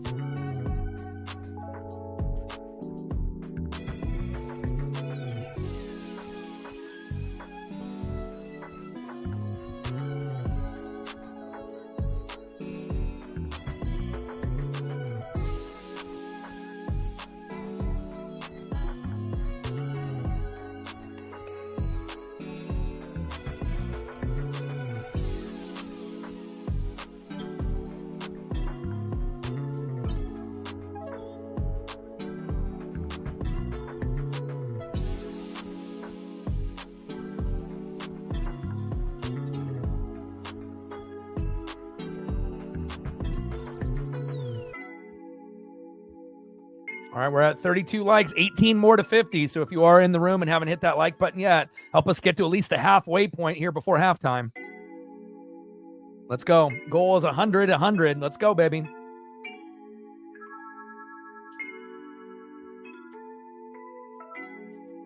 Yeah, Denny is awesome. We got him, from the Wizards. And again, 41 was his career high. And again, he's an all-star this year.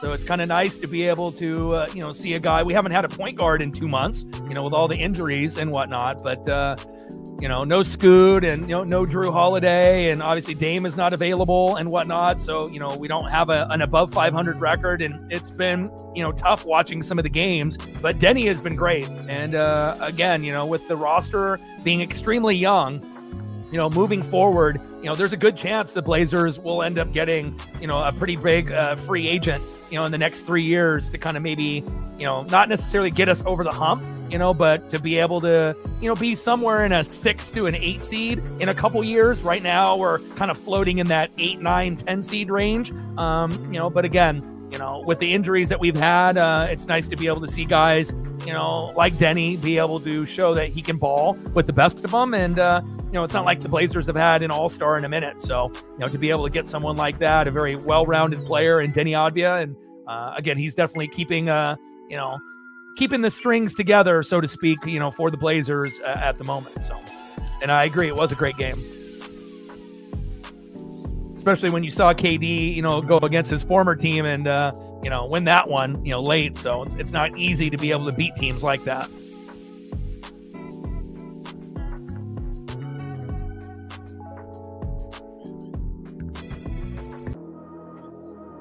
Shout out to my boy Brooks Beats with the best beats on YouTube. All right, second down and 6 here for Trinidad Chambliss, who hasn't really looked that great at this moment early on, but shotgun set and Logan Diggs. 4-yard run there up the middle, and that's going to turn down to third down and 2 at the Ole Miss 33.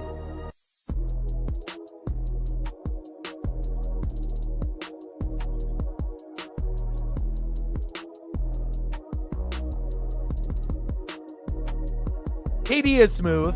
I don't think I would put KD over Kobe, though. Jordan, then Kobe, based off smoothness. But KD definitely has some, consistency and smoothness in his game. He's just not a leader.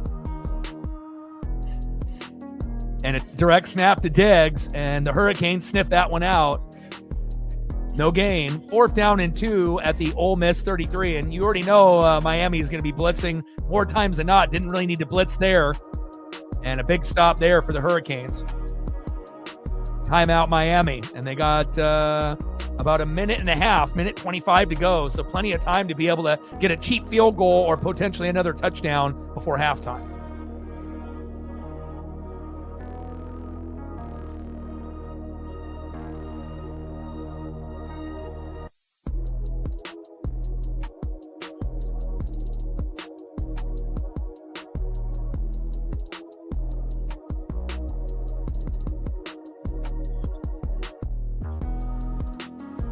Yeah, I mean, if you get a field goal here and then you get the ball back and you score on the first possession in the third quarter, this game's over, more than likely. But we'll see if that ends up happening or not. And you got to think, if Ole Miss didn't get that, kind of lucky play by Lacy up the middle, what's the score right now? 17-3? And then there's probably no chance of coming back. So at least they were able to get the unexpected play. But again, the thing is one unexpected play isn't going to be good enough. You're going to need another one in the second half to keep it close.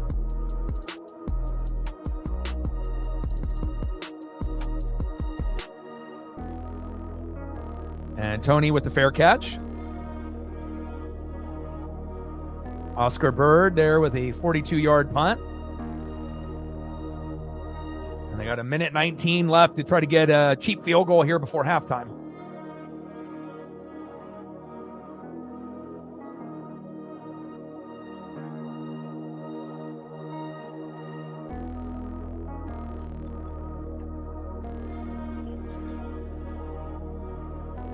Let him know.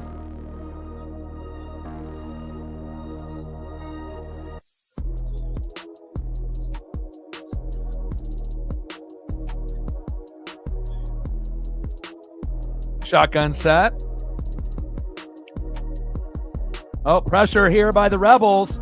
Oh, big sack lunch. It's 12 noon. You know what time it is? Time for a sack lunch. Yum, yum, yum, yum, yum. Timeout, running Rebels. Great linebacker blitz there by the running Rebels, and that's what you're going to need to do. You have to get pressure on Beck. Giving him plenty of time to go through his progressions is not going to, give you a victory in this game.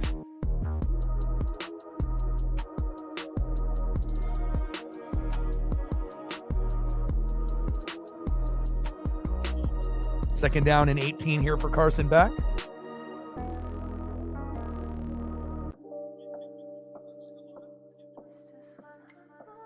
See if they can find Malachi Toney down the field at least once before halftime.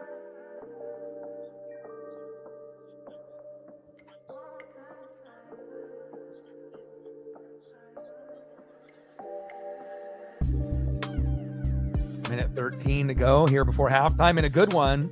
Glad it's not a blowout by either team. Glad it's, within a touchdown. But again, Miami with the ball with the chance to be able to get a potential field goal or touchdown if they can move the chains here.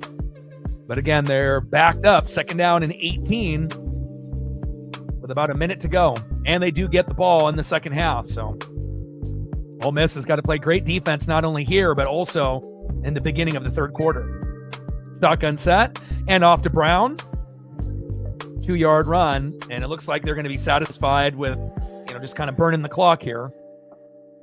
Third down and 16 at the Miami 19. But Ole Miss with the timeout. They want to have at least one more chance on their end. Third down and 16. Timeout, running Rebels.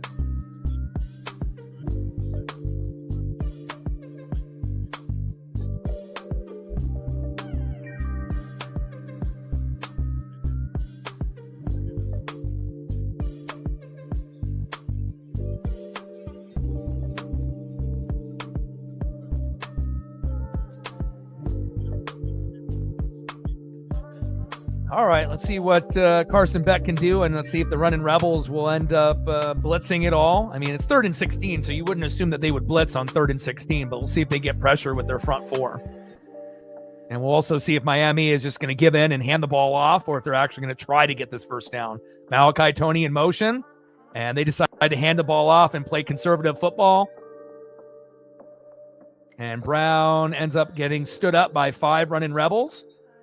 Things getting a little chippy here at the end of the play. A couple players pushing each other. 5-yard run there by Jamar Brown. And that's going to be 4th and 11 at the Miami 24. And another timeout here by Ole Miss.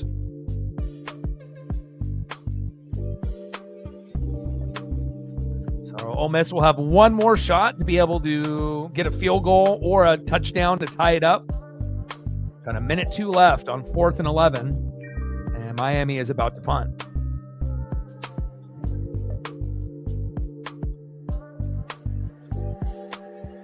All right, Trinidad Chambliss. All right, Lacy. All right, Harrison Wallace III. Someone's got to step up for the running Rebels.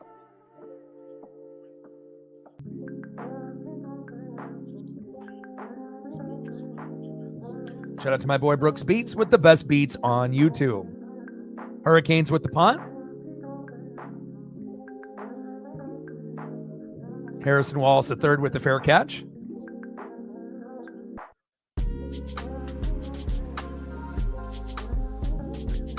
Dylan Joyce with that 45-yard punt by the Hurricanes.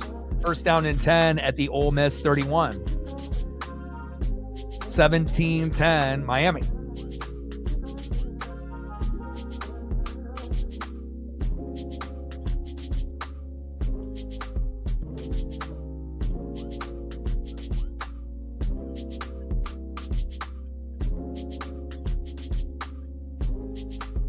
Shotgun set. Trips right. 4 wide receiver set here for Trinidad Chambliss, who's 6 for 8 for 42 yards. Only 8 pass attempts for Chambliss. Shotgun set. Hurricanes rush 4. Little check down. And Diggs breaks the tackle and tiptoes towards the sideline. 4-yard pass. 2nd down and 6 at the Ole Miss 35.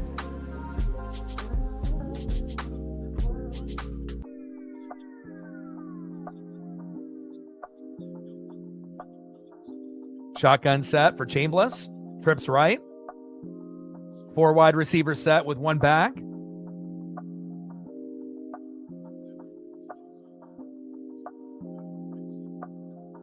See if Chambliss can go deep at least once here.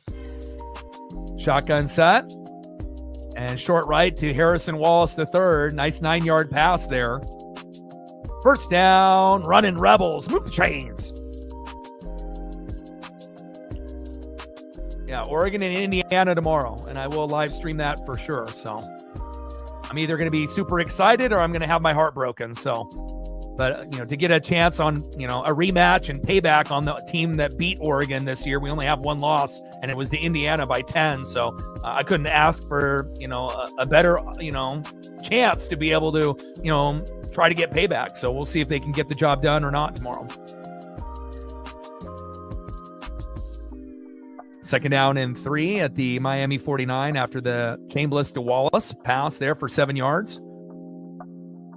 No huddle, shotgun set. Chambliss going short left to Caden Lee. He's open. There it is. There we go. First down, running Rebels. Move the chains. Yeah, not to say that this game isn't exciting. I think this one is exciting, but a little bit more on the line with Oregon and Indiana. So, especially being Big Ten rivals, in this one you got an ACC team and an SEC team. So it's not like these two teams normally play each other. But Indiana and Oregon will be playing each other pretty often, as long as, depending on the schedule and, those crazy amount of teams that we have in the Big Ten now. It's not like we're going to play them every year, but, most times, throughout the college football season, they'll be on the schedule. Timeout, Miami. All right, we got 24 seconds left here.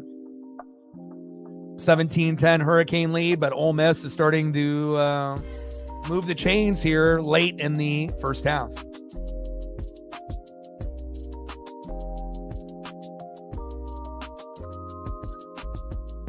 And then after we do Oregon and Indiana tomorrow, we'll be doing the Packers and the Bears on Saturday night. And then on Sunday afternoon, possibly the Niners and Eagles and the Chargers and Patriots, if I have time to do both. If we only do one, it'll be the Chargers and Patriots just based off the time.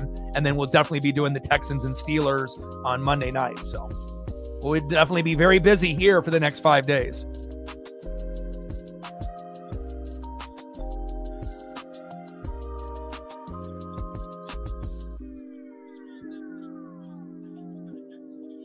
All right, you're running out of time. Trinidad Chambliss, let's go.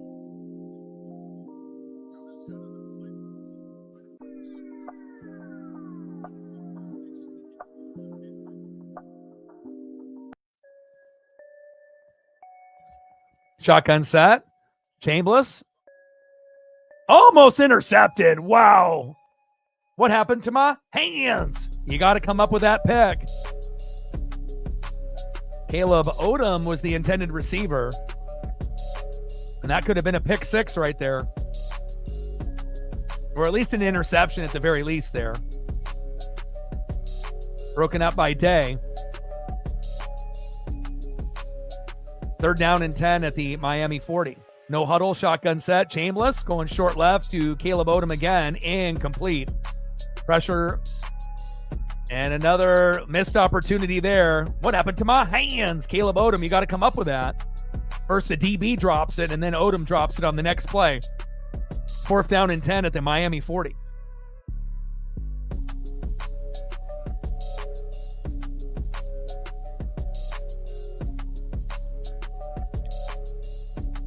Field goal is up. And good. Big 58-yard attempt.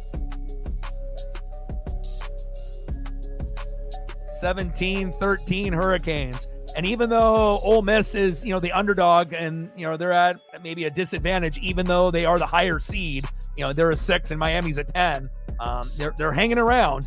And again, 17-13, you couldn't ask for a better first half, especially getting that unpredictable 73-yard run up the middle that really kept them in this game. Now we got 11 seconds left before halftime. And again, halftime should be, I would assume it's going to be pretty long. It'll be like 20 to 25 minutes. So then we'll be able to throw up some photos for the people that have donated and supported, DX, Jolly, and Megan. And then if we have any others that donate at that time, we'll be able to throw up some more photos for them as well. I mean, NFL halftime is about 12 minutes or so, which is kind of the sweet spot. Anything above 15 minutes seems a little extra, but, it is what it is. Ole Miss about to kick off, and I assume when Miami ends up receiving, they'll just, hand it off or take a knee, and then we'll get into the locker room. And again, it's been a very competitive first half, but again, if Ole Miss didn't end up getting that kind of unexpected long Lacy 73-yard run, this would be probably a 17-6 game, and not necessarily over at that point, but it definitely would make you feel that, it's only a couple more plays in the second half for Miami at that point to pretty much put the nail in the coffin. So thankfully for the Runnin' Rebels and their fan base, that big play by Lacy happened. Flag on the play. Kickoff out of bounds. And the ball will be placed on the 35-yard line. The sad thing about, the NIL and, the college football playoffs, it feels like every bowl game other than the ones that are in the college football playoff, they don't matter anymore. Like nobody wants to play in them. Nobody really watches them. Nobody cares, and that's kind of sad, especially if your team doesn't get in. Again, it just feels like, in the past, on the older formats, like some of the other bowl games mattered, based on the history. But now with the college football playoff, it feels like those are the only ones that really matter. And anything that's not a college football, playoff game, it's, not necessarily unwatchable, but it just depends if the players decide to actually play in those games or opt out, or if the teams opt out altogether, which we've seen obviously as well. But, I feel like there's certain things of college football that are good, but there's also things that, have made the game a little bit worse, as far as the bowl games. All right, we're at halftime now. 17-13 Miami.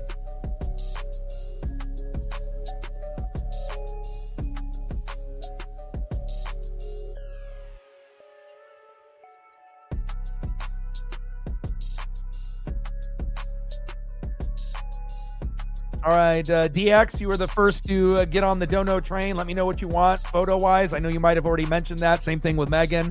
And I don't know if Jolly is still in the room or not, but DX, Jolly, Megan, if you want to type in the chat now and let me know what you guys want to do for photos, so that way I don't have to scroll up in the chat. I would appreciate it, and then we'll be able to throw up some photos here. What are you guys thinking? Let me know, and I got you.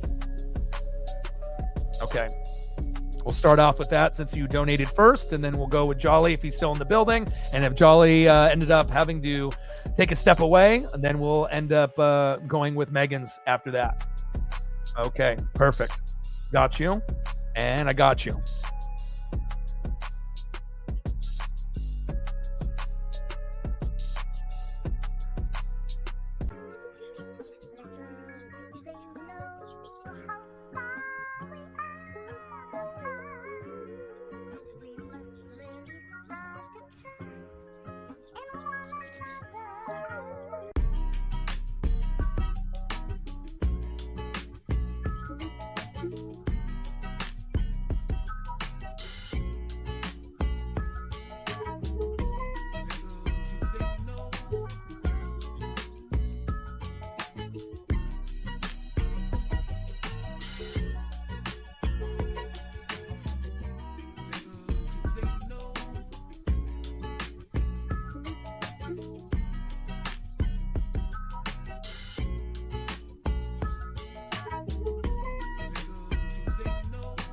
I don't think anyone's counting Oregon out, but obviously Indiana definitely looks like the best team left out of the 4 teams based on how they played. But again, it is hard to beat a team 2 times in a season, or sometimes 3, depending on how often you play a team and whatnot. So, whether we're talking to NFL, playing a team 3 times, a couple times in the regular season and potentially in the playoffs, or, potentially playing a team, during the regular season, possibly in the championship game, and then in the playoffs as well. But we'll see what happens. I like our chances. I know Indiana is, the best team. They're the only undefeated team that's left. But again, Miami has shown, even though, they're a 10 seed, they could end up winning it all. So again, it's all about getting hot and healthy at the right time. So.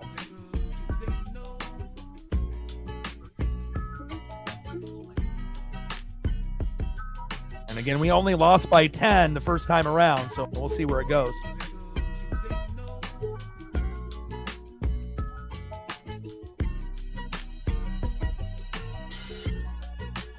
But it definitely isn't going to be easy, beating Fernando Mendoza. They're very well coached, and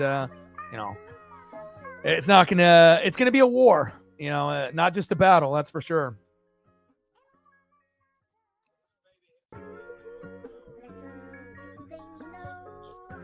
Yeah, but again, a lot of the pundits and whatnot, they don't actually watch the games. They say they watch the games, but they're not watching the games beginning to end. So, I mean, you can't really take what a lot of these people say on TV to heart. So,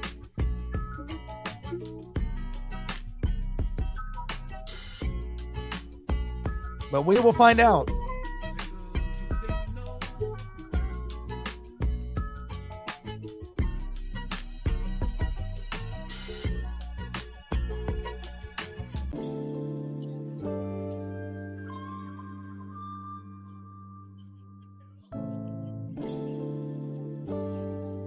Yeah, I mean, even if that Penn State situation didn't happen, we were just not the better team. Dante Moore did not look good. Offensive line got beat. And again, if you get 5 to 7 sacks, on any quarterback, that's going to, change the outcome of a game. And, even though we only lost by 10, they deserved, that victory, Indiana, the first time around. And, I don't think that Dante Moore will be nervous this time around. And again, it's going to be one up front, the line of scrimmage, and again, O-line, D-line, defense, coaching, play calling, and, Cignetti is great. He's great for college football, and, it's going to take, a full 4-quarter battle, to be able to beat a team like Indiana, which is probably the team that is most likely to win it all if they beat Oregon. But again, these 2 teams, the Hurricanes and the Runnin' Rebels, they've been playing some pretty good football late as well. So, we'll see what happens, but I'm definitely liking our chances tomorrow.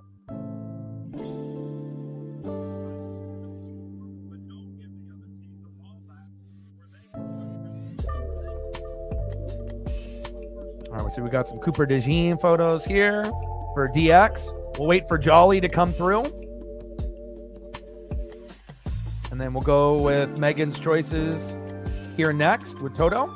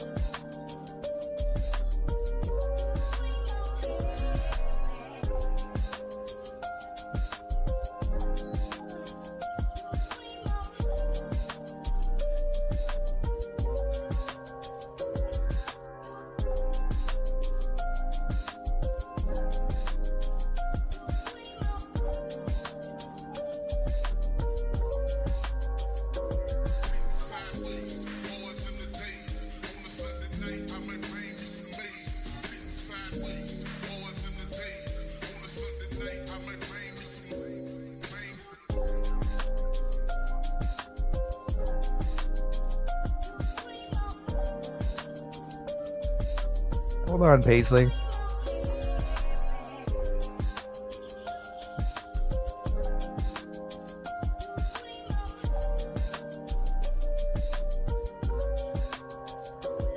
All right, I got to go get Paisley a little snack and get situated here. So I'll be back in a minute or two. We still assume we have another 10 to 15 minutes of halftime before we get going, and I'll be able to throw up a few more photos for the people that donated early in the stream.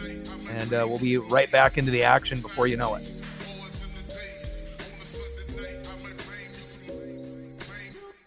Hold on, honey. I'll be right back.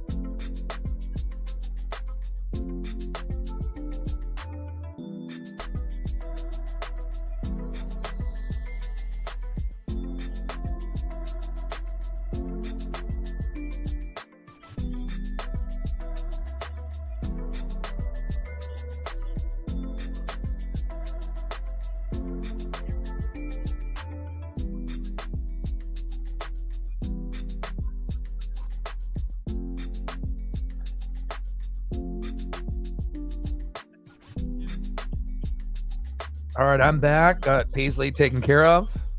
Throw up a few more photos up here for Megan and DX, and I'll throw up a photo for Jolly as well.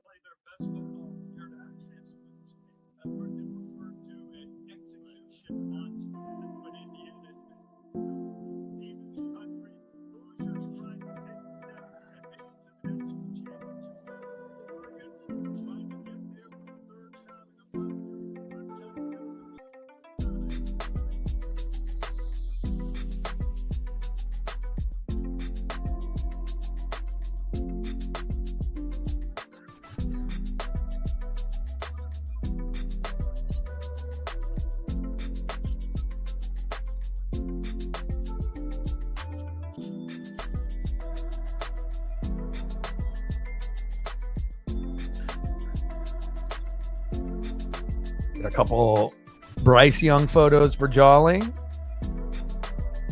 Big Panther fan and a big Bryce Young guy.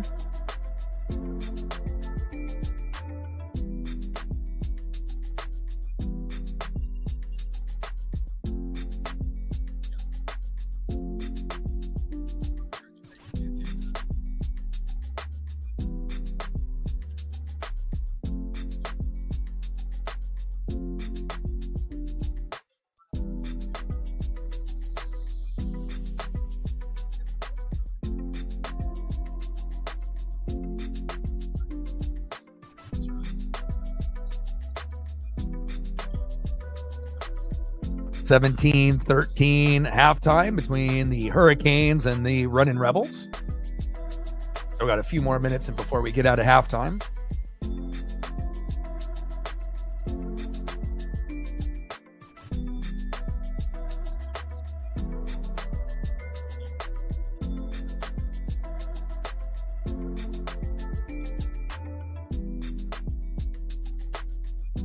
Anything else you want to be able to see, Megan? Let me know.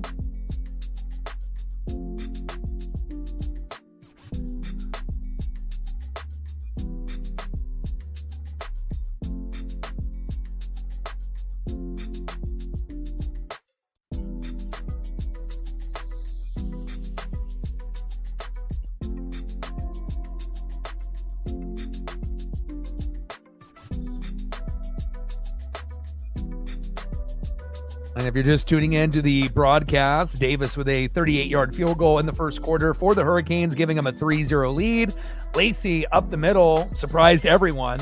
And again, when you ended up having Lacy run for 73 yards up the middle for a touchdown, that was probably the most shocking play of the whole game up to this point, making it 7-3 Runnin' Rebels. Then Brown ends up running for a 4-yard touchdown up the middle for the Hurricanes, giving them the 10-7 lead. Carneiro with a 42-yard field goal tying it up for Ole Miss. And then obviously right before halftime, we had Beck to Marion with a 52-yard bomb, blown coverage there by Ole Miss, making it 17-10. And then Carneiro with a 58-yard field goal, obviously with a few minutes before or a few seconds before halftime, making it 17-13 Miami.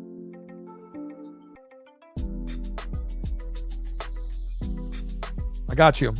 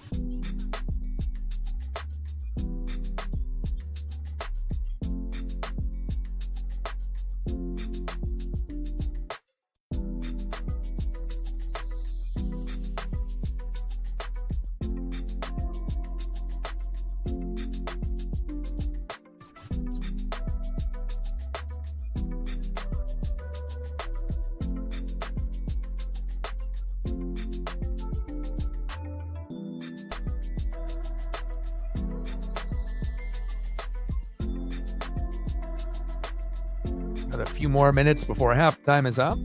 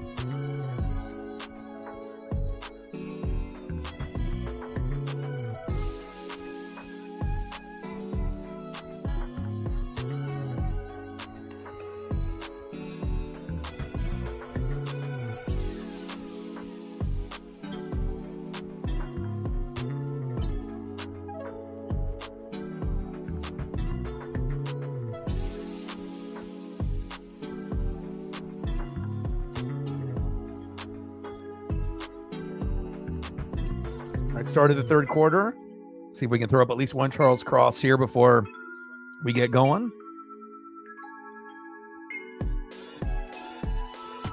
Sexy uniform right here with the helmet and the jerseys, the gloves, a complete package. And again, that's the one thing, besides the defense that needed to be upgraded. And again, when you upgrade an offensive line and you upgrade a defense, magical things can happen, as well as the coaching. And, again, they only had 3 losses this year to the Niners, the Bucks, and the Rams. And, if you're looking at all teams in the NFL, they look like the best team today. But again, they still got a little ways to go to be crowned champion of the NFL and get that Lombardi. But, they're definitely peaking at the right time. And, if you look at all the teams in the NFC and all the teams in the AFC, we know obviously it's just a one game, win it or you're out. It's not like the NHL, MLB, or the NBA where you can lose a few times and still come back and have a best of 7. It's a best of 1. So, but with that being said, they got as good of a chance as any team to be champion in 2025, 2026 in the NFL.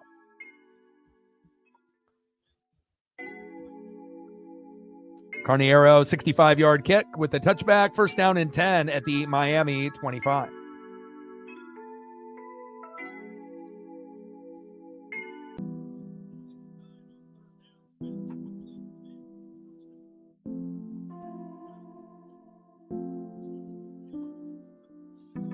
Shotgun set, hands off to Fletcher, up the middle with a 3-yard gain. Second down and 7 at the Miami 28.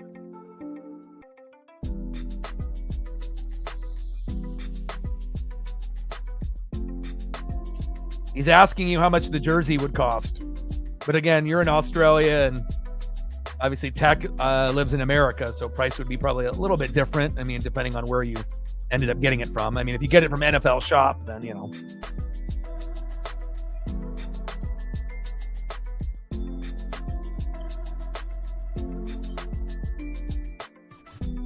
I assume that's what he meant. Beck pass incomplete to Keelan Marion. Third down and 7 at the Miami 28.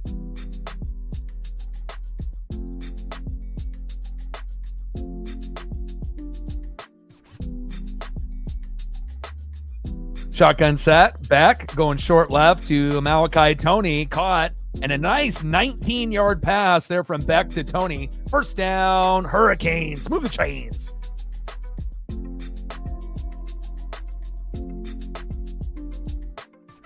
Nice screen pass to Toney with nice blocking as well. Nice job by Beck to Malachi Toney. First down, Hurricanes. Like, sub, donate, comment, share. If you haven't smashed that like button yet, please do. Help us get to 100 likes, 100 on the dono train.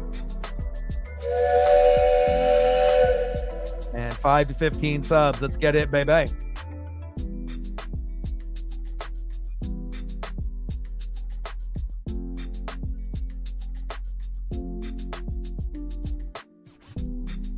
Beck going deep. And CJ Daniels was there, but just out of reach, incomplete. Second down and 10 at the Miami 47. Yeah, it just really depends if you want to go with the full authentic or the tier below. But even the tier below is still pretty spendy. Usually you're paying, $150 to $200, even on the tier below the authentic. And then obviously even screen prints, are over $100. So any way you cut it, you're going to be paying over $100. It just depends on, if you want screen print, that authentic jersey, or if you want the, top tier. And obviously if you go top tier, you're going to be paying $300-$400. So, and not very many people can afford that. Shotgun set, handoff up the middle. And Fletcher, wow, with 2 running Rebels on his back, a nice 19-yard run by Mark Fletcher Jr., Wydett Williams Jr., the safety, finally bringing him down. First down, Hurricanes, move the chains.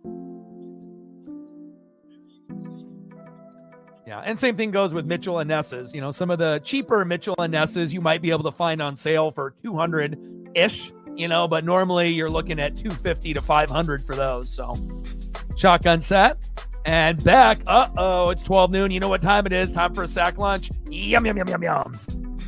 And again, that's what the running Rebels need to do. They need to be able to try to get sacks. And after you run a flea flicker, shouldn't have ran that play.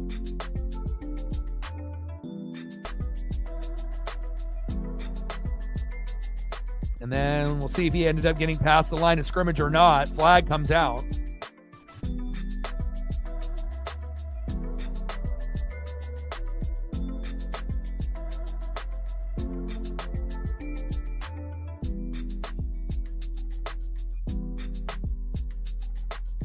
Intentional grounding there. Second down and 22 at the Ole Miss 46. Self-inflicted wounds here by the Hurricanes. 17-13 here early in the third quarter.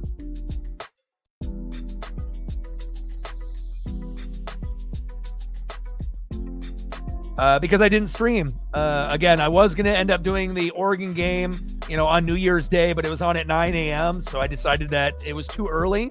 I didn't know what kind of, support we would get at 9 a.m., for a game. So I decided, just to end up watching that game. And then after that, I was planning on, doing games on, for the Buccaneers and then versus the Panthers and then the Seahawks and the Niners. And then obviously the big game between the Steelers and Ravens to get in. But I had internet issues and whatnot. So there's a reason why that you didn't see anything, because there wasn't anything. And normally I don't like, taking off time at all. I like working every day, as long as there's something to do. But shotgun set, Beck going short right and complete to CJ Daniels. 4th down and 9 at the Ole Miss 33. I sent you a message on X, but I don't know if you got it or not. When you sent me the message, I messaged back, but I don't know if you got it or not. So yeah, but I definitely wanted to do, all of those games. And, really the only one, even the Oregon game at 9 a.m., I wanted to do it, but I thought, it'd be, New Year's Day, people hung over and other people doing things. I figured it would be a good opportunity, to watch Oregon try to be able to, get a victory, and to be able to get a shutout was very impressive. Field goal is up. And no good. Wow, Carter Davis with a miss. The running Rebels like that. And you don't really see Carter Davis missing too many field goals. 51-yard attempt. And that is no good. Wide right. J-Dub in the building. What's good? I feel confident. I mean, there's no denying the fact that Indiana is the best team in college football. At this point, they are the number one team. They are the only team that's undefeated. Oregon's only loss is to them. And it's not like we lost at Indiana. We lost in Autzen by 10. But again, I think Dante Moore was nervous. The O-line didn't really play very well. And anytime, you can get 5 to 7 sacks, and, that makes it a lot more difficult, and again, we just really weren't in a good rhythm. And now you're starting to see people transfer, even when games are, to be played. And instead of having 5 running backs, we're down to, Whittington and Hill now, with some of these other guys wanting to transfer out and whatnot. So we'll see how it goes. I like our chances. It's hard to beat a team 2 times or 3 times in a season. It's going to be a battle and a war. But again, I like our chances. But if Indiana ends up beating us again, realistically, they'll probably be college football champions, because you even as good as Miami's defense is, and Ole Miss is trying to hang around, I don't know if either of these teams could beat Indiana, and you would have to assume Miami would have a better chance than Ole Miss would at this point. But again, if we end up beating Indiana, we might be able to go all the way. But again, Miami's defense is very, very good, and if they're able to find a way to beat Ole Miss, it's not going to be a cakewalk. It'll definitely be something that you're going to have to earn.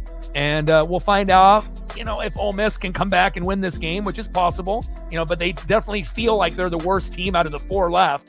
And then Miami, Oregon, and Indiana are pretty even. I think Indiana and Oregon are the 2 best, but Miami's defense lately has put them in the same category as Indiana and Oregon, because they've been so dominant on that side of the ball. So, and even Beck and the others like Malachi Tony have been pretty well groomed, by Cristobal and again, Miami could end up winning it all because the Natty is in Miami. It's in Florida. So it essentially would be a home game for the Hurricanes if they make the Natty. So again, that could be one of the deciding factors depending on how many Hurricane fans actually show up, even though we know a lot of the tickets will just be by rich people, kind of like the Super Bowl, where you might not get a lot of fans of the team in that stadium, but you would assume it would be a little bit of an advantage if Miami wins this game and then the Natty is played in Florida. So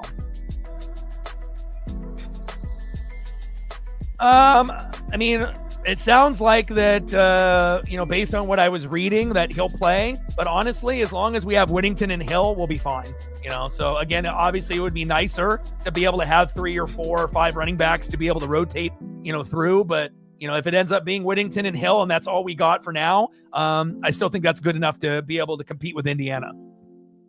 No huddle, shotgun set. Chambliss down the sideline. Nice catch by John Stribling. 21-yard pass there by Trinidad Chambliss. First down, running Rebels. Move the chains.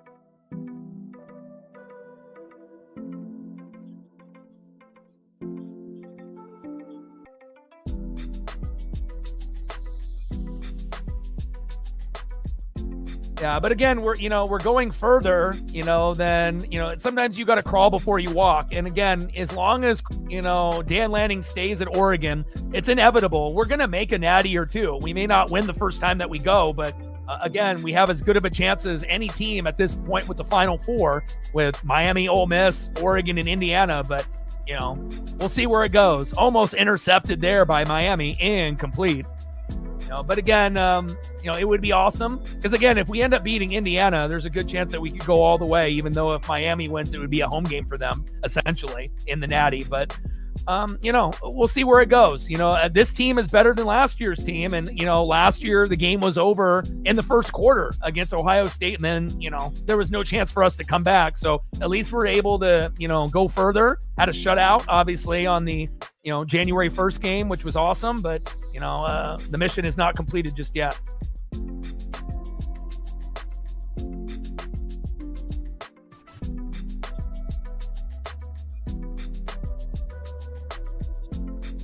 Shotgun set. Chambliss going short right, incomplete. 4th down and 10 now at the Miami 34.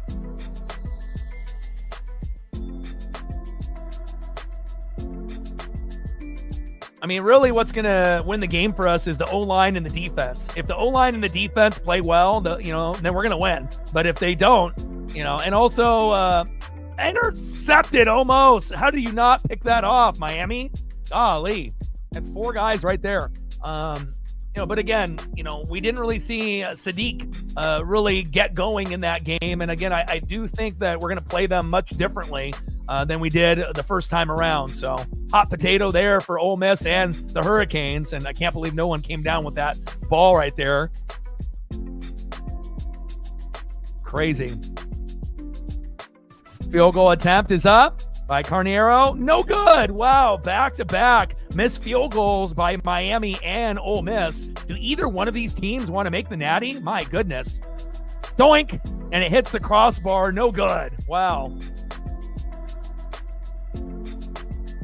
And obviously with Dante Moore, if Fernando Mendoza goes to the Raiders, depending on what happens with Dante Moore tomorrow, he may actually come back. Even if we end up winning the Natty, I mean, I don't really think that anyone wants to go to the Jets. And again, if you end up coming back, depending on if we win the Natty or not, if we win tomorrow or not, or we win the Natty or not, but we get to it, a lot of people are penciling him in, right there with Mendoza to go. But I do believe that there's a chance that Dante Moore could come back next year, depending on what happens, depending on if we win or if we lose. I think that either scenario, it could be possible. Now, obviously, you would be leaving, millions of dollars on the table, but do you really want to go to a shitty franchise like the Jets? I wouldn't want to go there, but the sad thing is, if he comes back next year, he still might end up going to a team like the Jets the following draft. So it's not like the Jets are going to get any better, and I feel like they have some players, but again, I feel the problem with them is obviously the ownership and the GM and the coaches.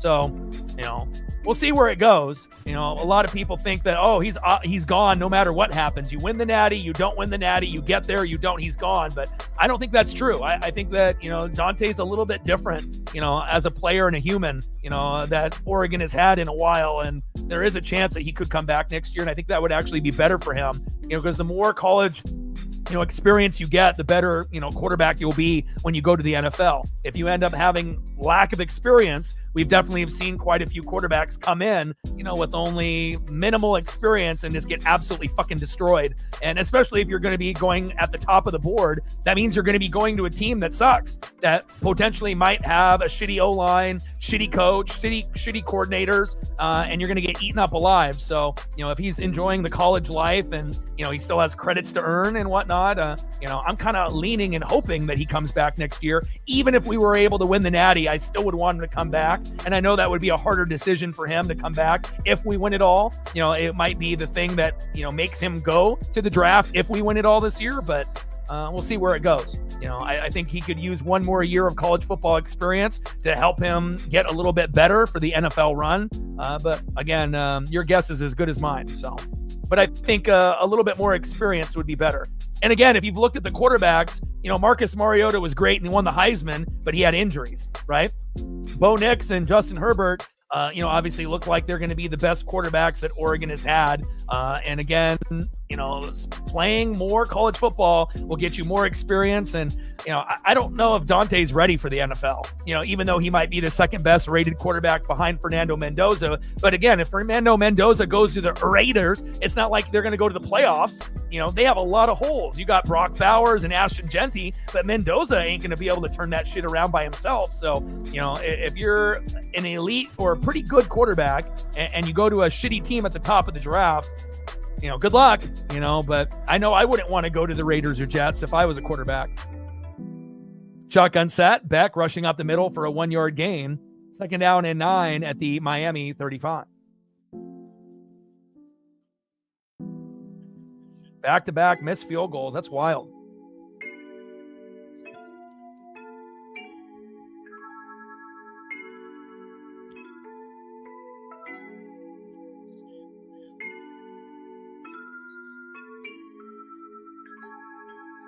I mean, if we end up losing, that would be motivation to come back and whatnot. But,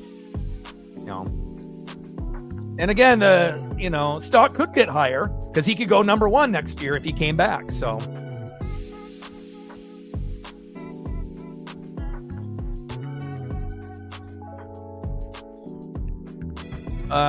if we wanted to play a team, we would want to play Ole Miss because they're the weaker team. They don't have as good of a defense as Miami. So if Oregon beats Indiana and we play Ole Miss, that might, be the formula to go all the way. But honestly, I would want to play the best teams. I would want the opposite. I would want Miami, so that way we could earn it. But, all of these teams have earned their spot at this point, in the Final Four. But I think Oregon Miami would be better ratings than Oregon Ole Miss. That would probably be the worst, matchup of the 4 teams that were left. So 4-yard run there by Beck.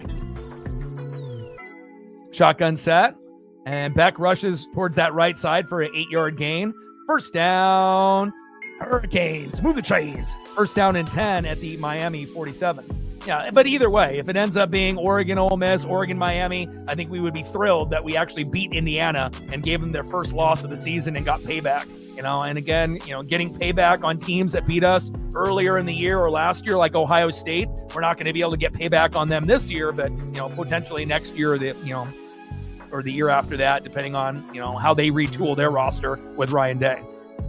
17-13 Miami with less than 10 minutes to go. Shotgun set. Fletcher rushing towards that right side with a 5-yard gain. 2nd down and 5 at the Ole Miss 48.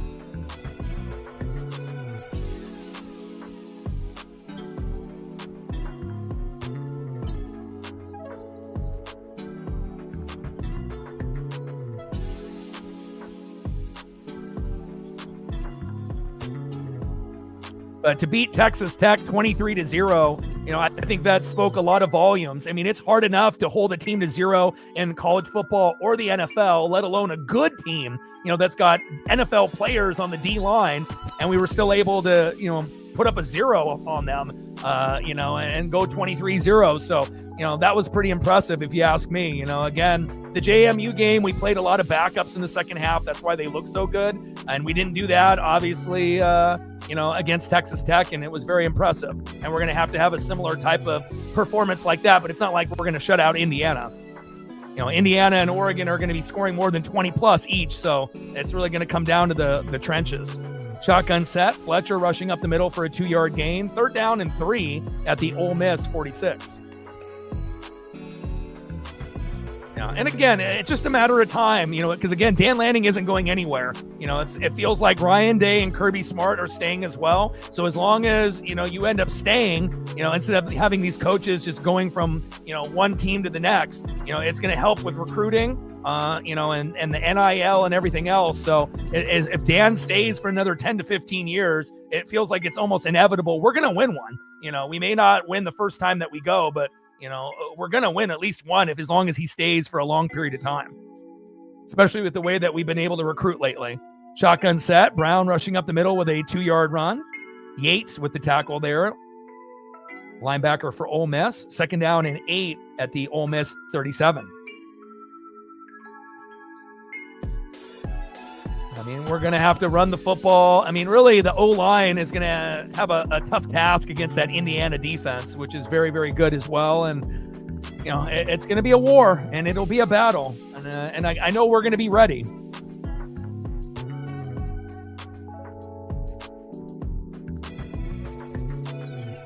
False start there by Inez Cooper, offensive lineman number 73 from the U.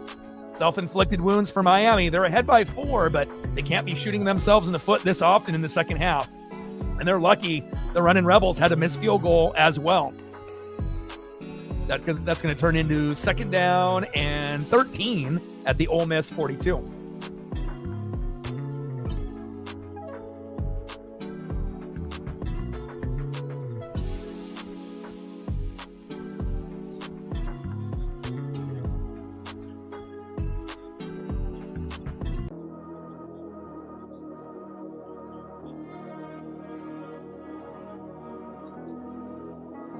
Yeah, but also, too, you got to think Indiana's defense is very stingy. So even if he ends up having great play calls, it's going to be up to the players to execute. And the offensive line is going to have their work cut out for them. Because, again, their defense flies around like ours. So back incomplete to Josiah Trader.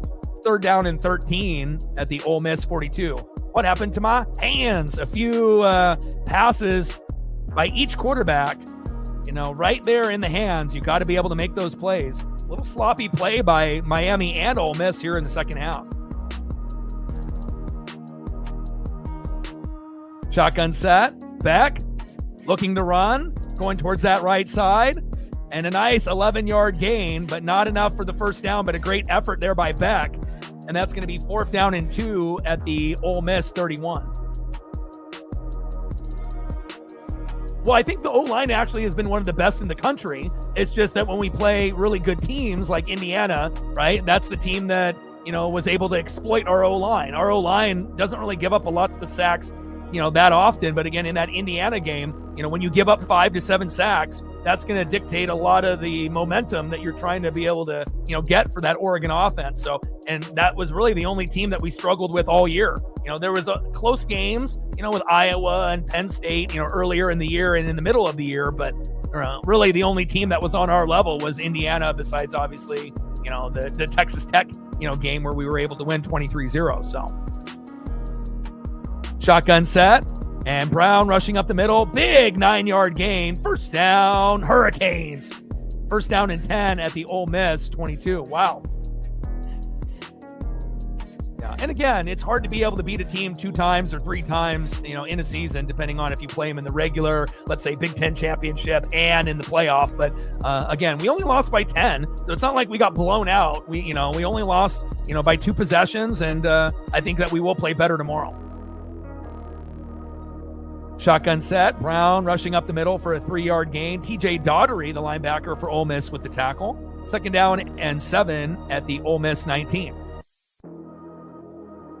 And I will be live streaming the game. I did want to live stream the Texas Tech game, but at 9 a.m. on New Year's Day, I didn't really know how many people would show up and whatnot. So I figured I would just watch it with my pup, and I was pleasantly surprised. Did not expect a 23-0 game against a team that was, even though they were a fraud as a Big 12 team, typically is, and that was shocking. No one would have predicted that.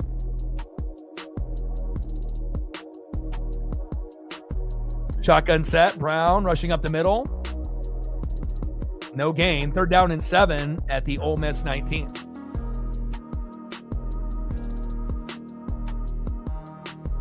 There's no Big 12 team that would hang with any of these teams, at this point in the season. So, but again, the Texas Tech fan base thought they were going to blow out Oregon, and they, learned real quick that wasn't going to happen. But also, it was nice to be able to see Finney go off, with a fumble recovery and 2 picks. He's the best freshman corner in the country, and we're going to have him for a few more years, which is awesome. False start by Inez Cooper again. Oh my goodness. Just when they're getting closer to be able to, capitalize with maybe another touchdown. Now that's going to bring them back to 3rd down and 12. A very sloppy second half. And again, normally you see, teams kind of get honed in and they'll be a little bit more focused. But again, second half, much more sloppier than what we saw in the first half here. Self-inflicted wounds by the Hurricanes. And if they keep doing that, they may cost them. Missed field goals by Miami and Ole Miss here in the second half. And Miami is still happy with a 4-point lead, but they're not satisfied.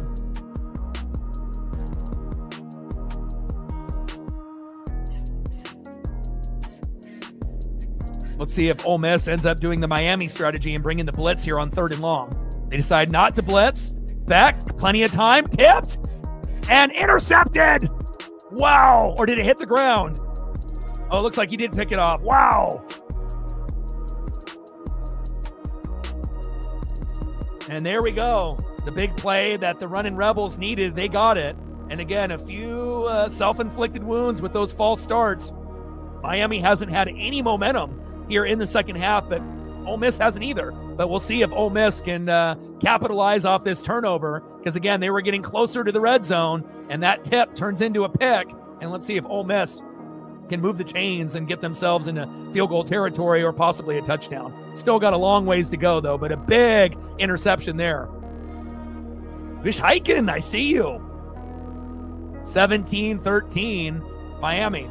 And again, this ended up being a little bit closer than people anticipated. But again, remember, in the first half, if you didn't end up getting that big, kind of unexpected 73-yard rush up the middle, and the game was 17-6, Ole Miss probably isn't coming back, at that point. So that kind of saved them, but again, they got a big play here in the second half with that pick. Well, let's see if they can actually get some points off of it.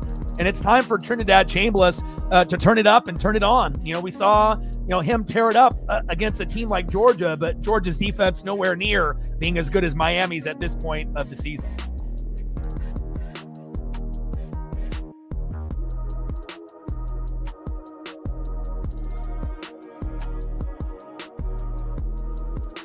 I don't know. I mean, I think that they're happy to be here. Obviously they're happy to beat Georgia and whatnot. And I think a lot of people that aren't fans of any of the 4 teams that are left, they're rooting for the underdog. They're rooting for them to, go all the way, even though they're a 6 seed and Miami is lower at 10 and Oregon's a 5 and Indiana's a 1. But even though, Ole Miss is, 3rd, they are probably realistically the 4th best team out of the 4 teams that are left. But with that being said, they're still good enough to beat Miami. And the only thing is I don't think they're good enough to beat Oregon or Indiana. But again, we'll wait and see, and they have a good opportunity here with 3:19 left in the 3rd quarter to be able to get it at least closer with a field goal, 17-16, even though their field goal kicker ended up, hitting the crossbar and missing. But also Miami's kicker did the same, except went wide right. So someone's got to score here in the second half, but Miami up by 4, but for how long?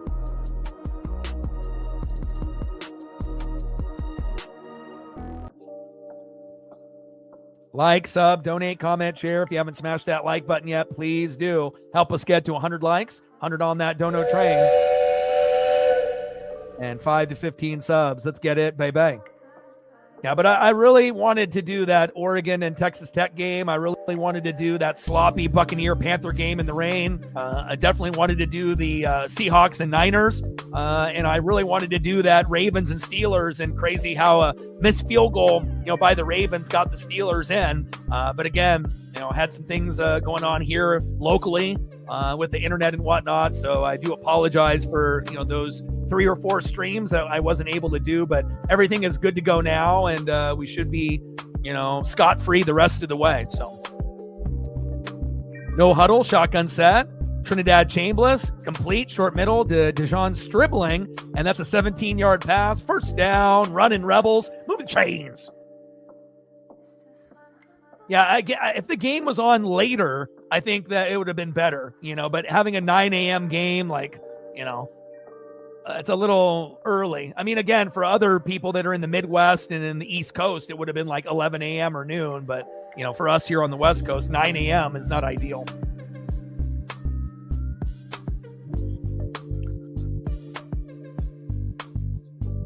No huddle, shotgun set. Trinidad Chambliss going deep and incomplete. Second down and 10 at the Ole Miss 31.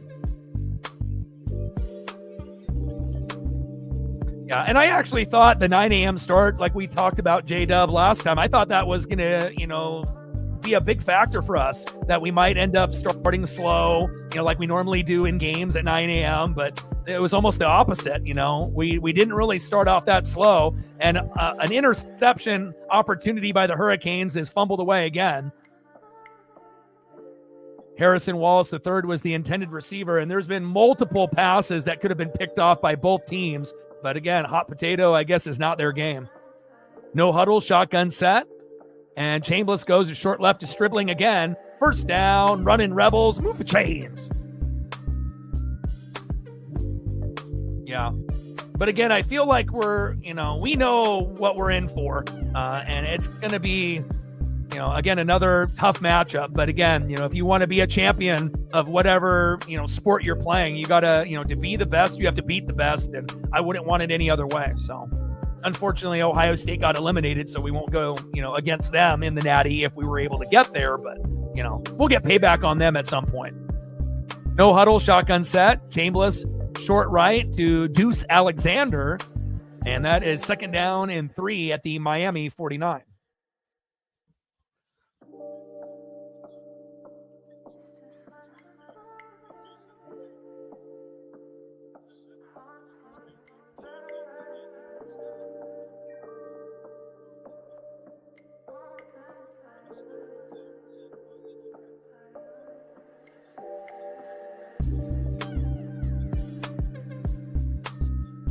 Less than 2 minutes to go here in the third quarter. Miami hanging on with a 4-point lead, but feels like the running Rebels are starting to get a little bit of momentum here in the third quarter late.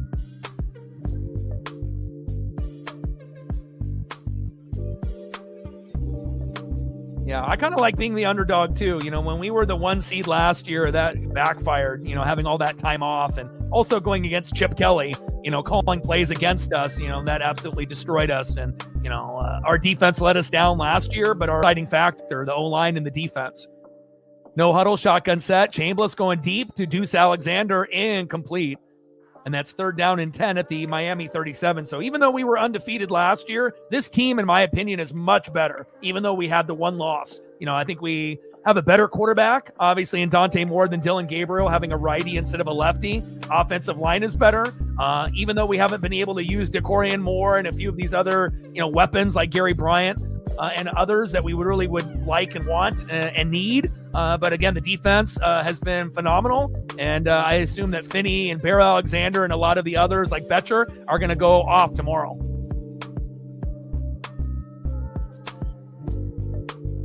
The running Rebels need to just kind of settle in here with Trinidad Chambliss. And again, those throws that you were making against Georgia, last week, you're not going to be able to make those same kind of throws against this Miami, team today. He came back, but again, everyone that we've had come back off an injury, they haven't really been 100% yet. based on media reports and just personal reports, but we'll see. Hopefully he'll end up being a factor, and if not, a really good fucking decoy. But I would assume Sadiq will go off tomorrow. At least I'm hoping so, as well as Whittington and Hill. We're going to need them to. And there we go.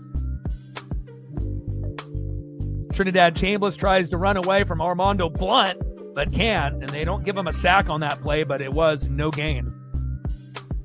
Field goal attempt.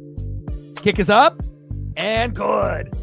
And now the game is within one for the Runnin' Rebels. It's not exactly what they wanted, but they'll take it. 17-16 Miami.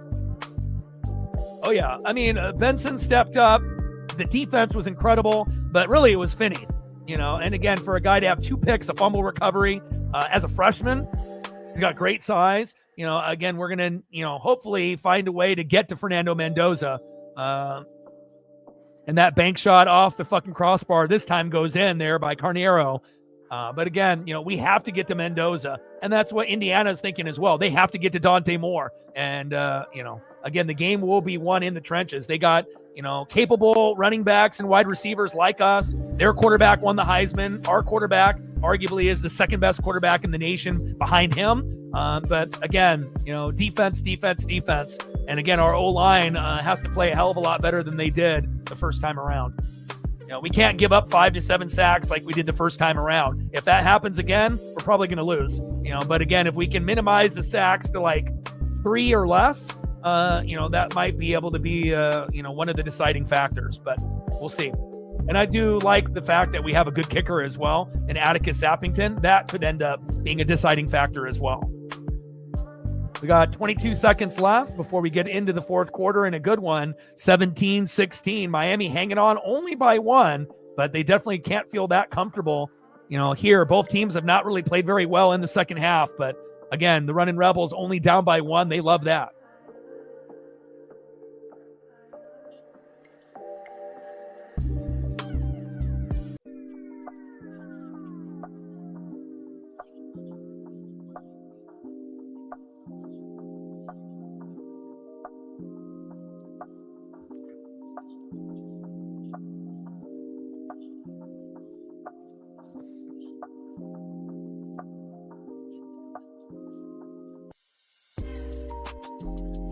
Yeah. Well, honestly, I think Indiana, had a great game plan against us the first time around. And I think that if Indiana's defense and the coaching wasn't so good by Signetti and their coaching staff, we would have gotten Sadiq the ball. And maybe that would have been the difference between us winning or not the first time around in Autzen. But you have to give credit to Indiana. So it's not just Stein, calling a shitty game, which a lot of times we have felt like, maybe hasn't really been the greatest play caller all the way through in this entire season, but also you got to give credit to the other side. And again, there was a lot of times where I think that we had design plays for Sadiq, but we ended up getting sacked or we ended up getting hurried and the play could not develop in time. So, I feel that in that particular game, it wasn't really fully all on Stein. It was really, Indiana was just better than us. We came into that game unprepared and maybe a little overconfident. Maybe not unprepared, but maybe I think we came into the game nervous. And again, when you go into a game nervous, sometimes that'll dictate an outcome and sometimes not in a positive way. So I don't think Dante Moore will be nervous this time around. I think the O-line will be better. And also you have to understand the scheme. And, they've watched a lot of tape. That they can, get you off the edge and up the middle. So, again, the strategy for Dante Moore not hanging on to the football as long and going with a lot of screens and quick passes, that could be the difference. Instead of hanging on to the football too long and taking those sacks and trying to go for those deep routes that don't have enough time to develop, we're going to have to kind of change our strategy. And I know with the tape that we've watched, that's something that we're going to have to do. But also on the flip side, Indiana knows that we've watched the tape and they might end up doing the opposite of what they did the first time around. So, some are going to be playing checkers, others will be playing chess, and it definitely is going to be a war for sure. Carneiro, kickoff, 65 yards, turns into a touchback, 1st down and 10 at the Miami 25.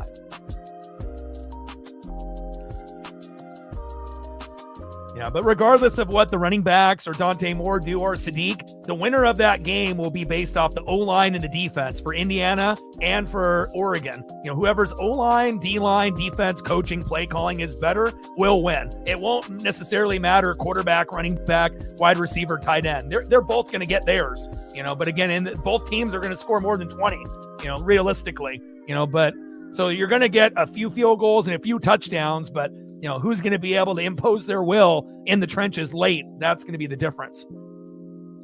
Shotgun set. Fletcher rushing towards that right side. Nice 15-yard gain. Nick Cole, the safety, with the tackle. First down. Hurricanes. Move the chains. And that's going to be the end of the third quarter.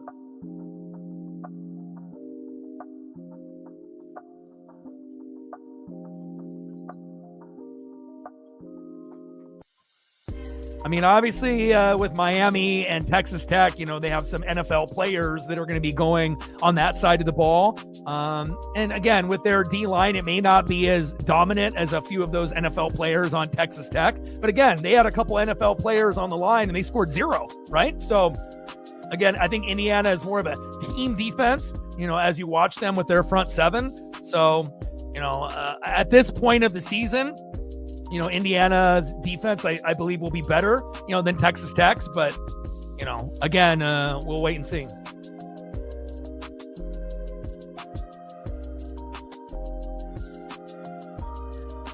End of the third quarter and a great one for a trip to the Natty.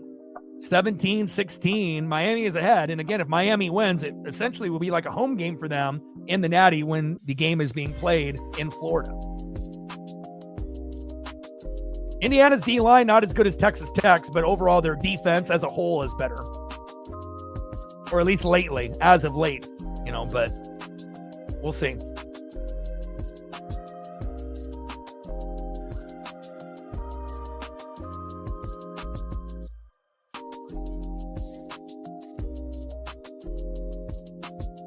Let's see what Carson Beck has in store. Got to get the ball to Malachi Toney. You get Malachi Toney the ball and you get him a touchdown in this quarter. It could be the difference between winning or losing this game.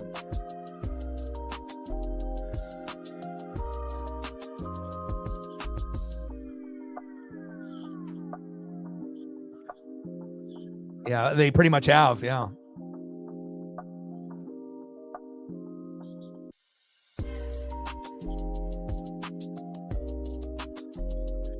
So, crazy stat. The Hurricanes have had the ball for 33 minutes and 50 seconds.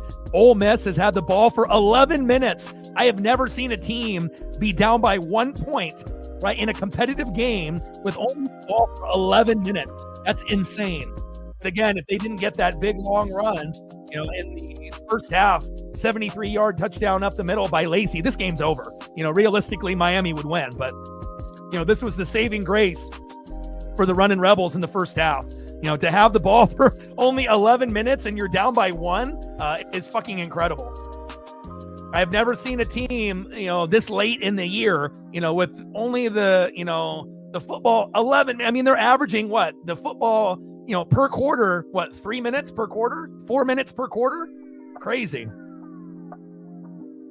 And with that being said, they've only had the ball for 11 minutes and they actually have a chance to win this game. But again, they may need a big defensive play, pick six, fumble for a touchdown. They may need something like that to be able to beat Carson Beck and this Hurricane squad.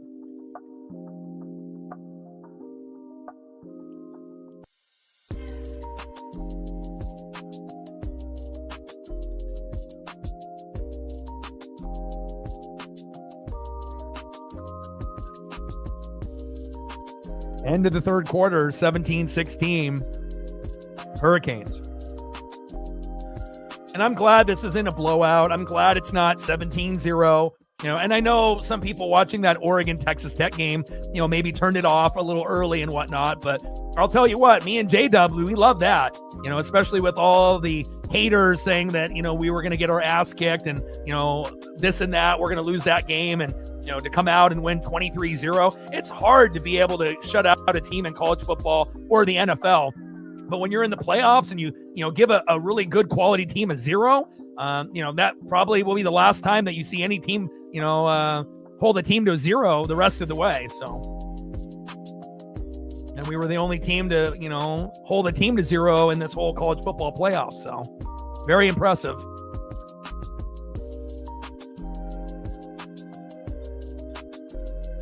Shotgun set. Tony rushing to that left side with a nice 12 gain. And Malachi Tony will be the deciding factor for the Hurricanes if they win this game, more than likely. 3-yard run there by Malachi Tony. 2nd down and 7 at the Ole Miss 45.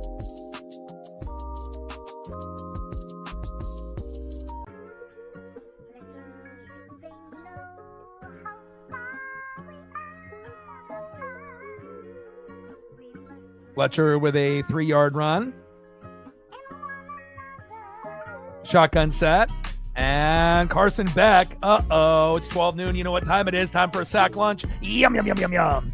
Loss of 9. Perkins with the big sack lunch. And again, now that turns into 3rd and 16 at the Miami 46.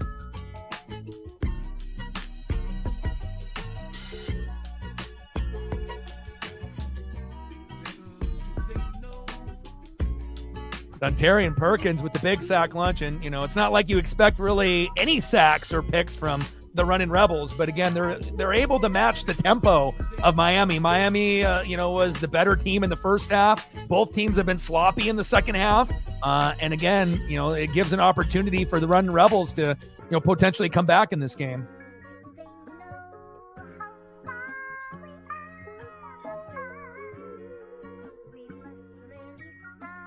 I mean, you got to remember, there's only been 3 points scored here in the second half, and that was by Ole Miss. Miami's been shut out. And it's 12 noon. You know what time it is? Time for another sack lunch. Ole Miss, the running Rebels, are doing what Miami does typically on 2nd and 3rd down. Bringing that blitz and bringing that pressure. 12 noon. You know what time it is? Time for another sack lunch on Carson Beck. Yum, yum, yum, yum, yum. And Miami is starting to feel like this game is slipping through their fingers. And that's going to turn into a punt for Miami. Dylan Joyce, 48 yards. And that's going to be fair caught by Wallace at the 10. Wow.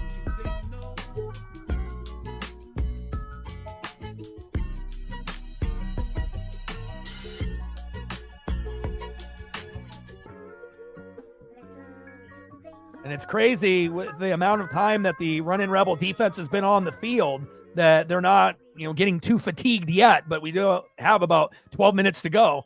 And as long as they can, fight through, the time of possession discrepancy, and they can come up with some big plays, they still have a chance to win this game. Very impressed on the running Rebels here in the second half. I mean, they've only put up 3, but still, they've held Miami to 0. That's huge. All right, Trinidad Chambliss, it's your time to try to get a field goal and take the lead, 19-17, but kind of feels like if they get a touchdown, that would be the thing that they need. Another big run by Lacy could end up giving them the victory.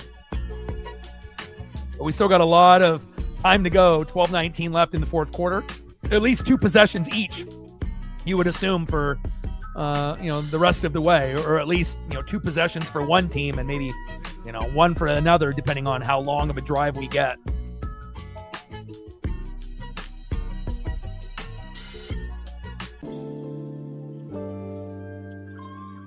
Like, sub, donate, comment, share. If you haven't smashed that like button yet, please do. Help us get to 100 likes, 100 on that dono train.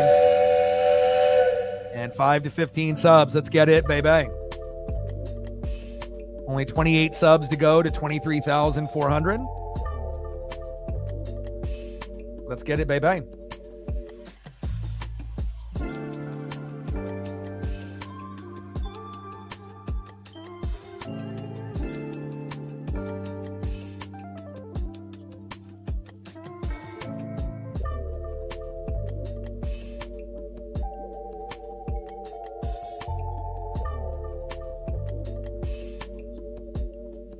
And if you haven't smashed the like button yet, please do. We only need 7 more to get to 50. So if you're in the room and haven't hit that like button yet, please do. We have at least 20 to 30 people in the room that haven't done it yet. And that'll help us get a little bit more on the metrics here on the channel. And we're at 30 on the dono train, 70 to go.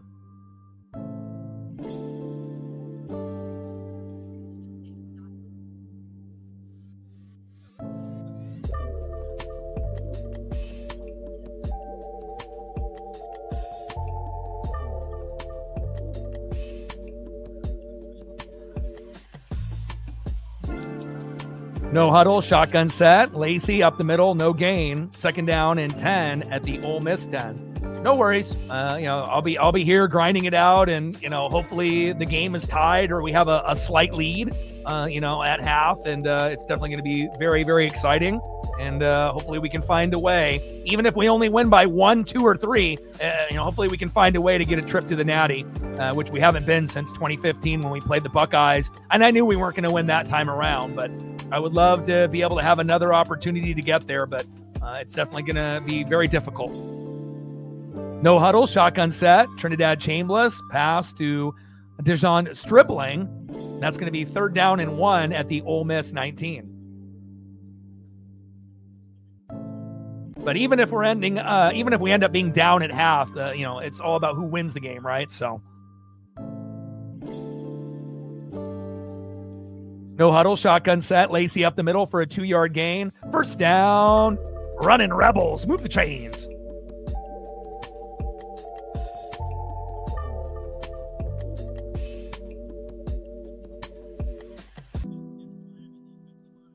Shout out to my boy Brooks Beats with the best beats on YouTube. 0 for 7 on 3rd down for the Running Rebels, and they're only down by 1 and have only had the football for less than 15 minutes. And somehow they're in position to win this game against a team that's better than them in the Miami Hurricanes. But again, Miami has been very sloppy, in the second half with self-inflicted wounds with false starts and, a few missed opportunities where they could have had some interceptions on Chambliss. They got to turn it around. No huddle, shotgun set. Kawan Lacy up the middle. Nice 4-yard run. And that's going to be 2nd down and 6 at the Ole Miss 44.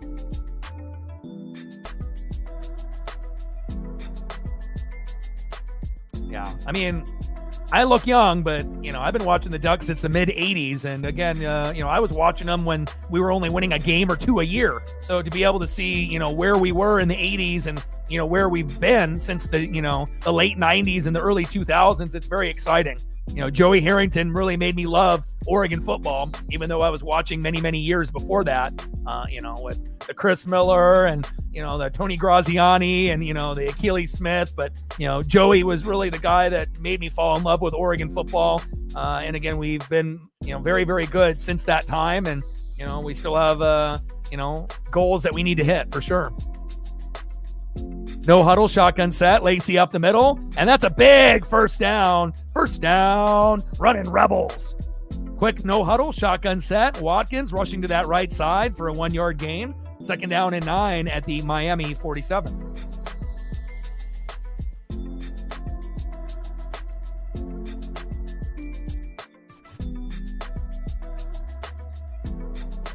Fantastic game. That's okay. Again, regardless if you're a kind of a newer fan, it's just about, being a fan and sticking with the team forever. Once you have a team, you stick with them. So, good times and bad. No huddle, shotgun set. Chambliss, incomplete short left to Deuce Alexander. 3rd down and 9 at the Miami 47.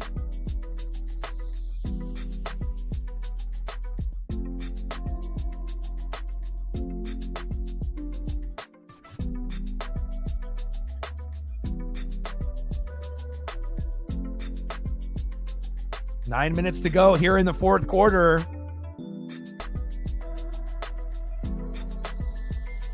These Running Rebels receivers can't catch anything. Same thing with the Hurricanes. You would think that some of these guys would be, a little bit better with the hands, but. Oh, absolutely. But also a big part of that success, I already knew he was going to be NFL ready, but a big part of the success is the team that he ended up being on, and again, they don't really have a whole lot for him to work with on the offense, but defense is one of the best, and you got Sean Payton. So he definitely, went to the right team, with the right coach and the right supporting cast, even though the offense is still a work in progress. 3rd down and 9, Chambliss. There we go. Big catch by Caden Lee. 1st down, Running Rebels. Move the chains. And this is kind of a tale of two halves, a Jekyll and Hyde. Miami was great in the first half. The Running Rebels have been, I don't really say great in the second half, but better than the Hurricanes here in the second half. And we got a flag here late. Let's see who this is on.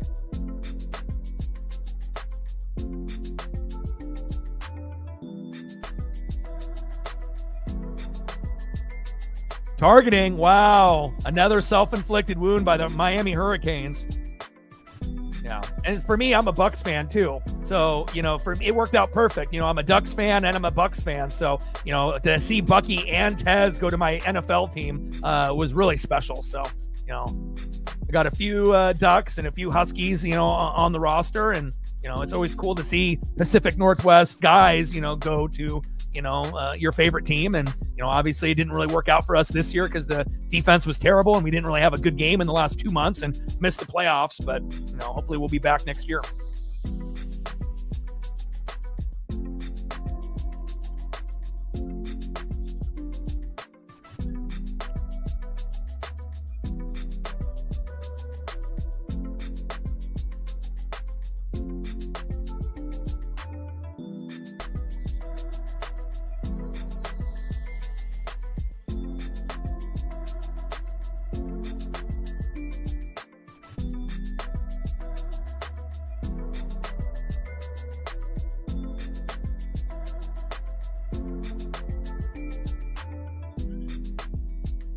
Ruling on the field as targeting. I mean, there was a little bit of a launch and a helmet to helmet, but it wasn't as crazy as, people want to assume.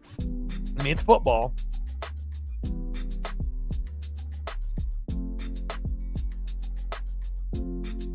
Yeah, and that's okay, especially if you're newer to football. There is no time limit, to be able to get, your favorite team. Some of my favorite teams, I ended up getting them early, when I was, 7, 8, 9, 10 years old. But, there's also others, that happened a little bit later. So,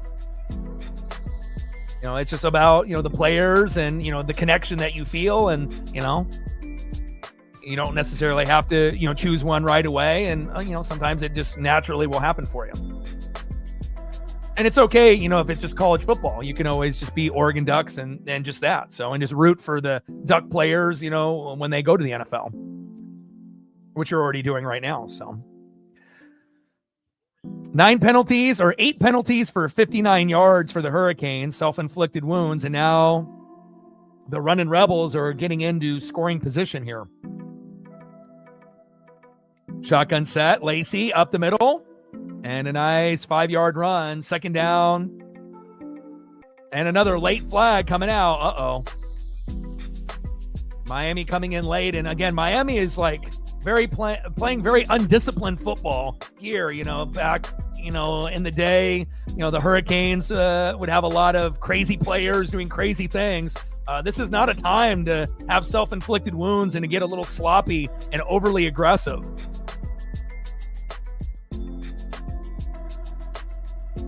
Yeah, and that's just unnecessary there, coming in late.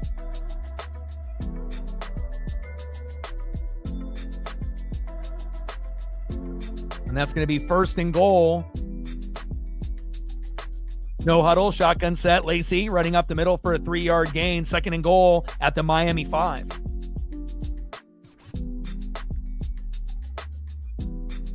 And Miami's D-line hasn't been as dominant as they have been earlier in this college football playoff.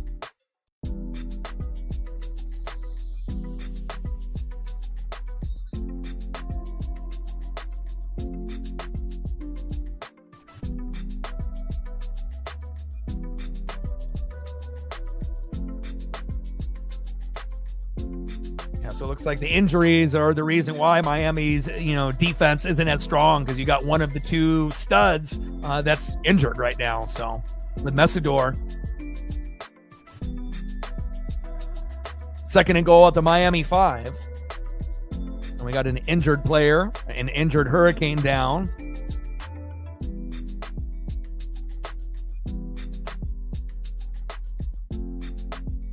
And they cued a commercial break to attend to the injured player.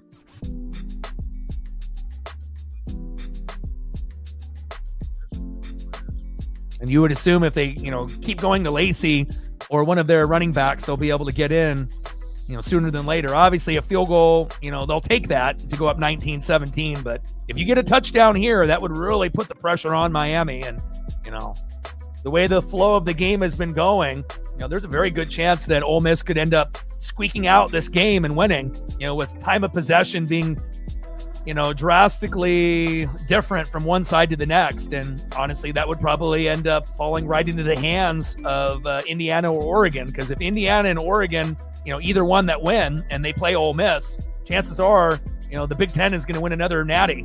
We had obviously, Michigan win, and then we had, Ohio State win last year, and it could potentially be Indiana or Oregon this year.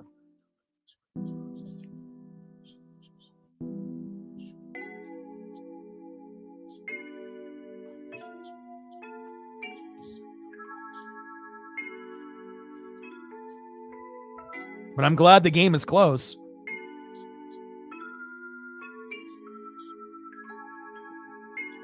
All right, we're 4 likes away from 50. So if you're in the room and haven't hit that like button yet, we're almost there.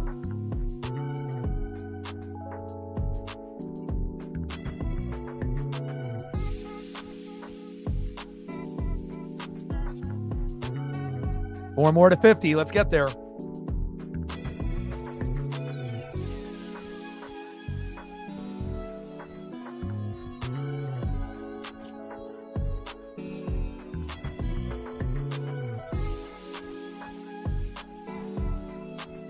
See what kind of play call we have here for Trinidad Chambliss.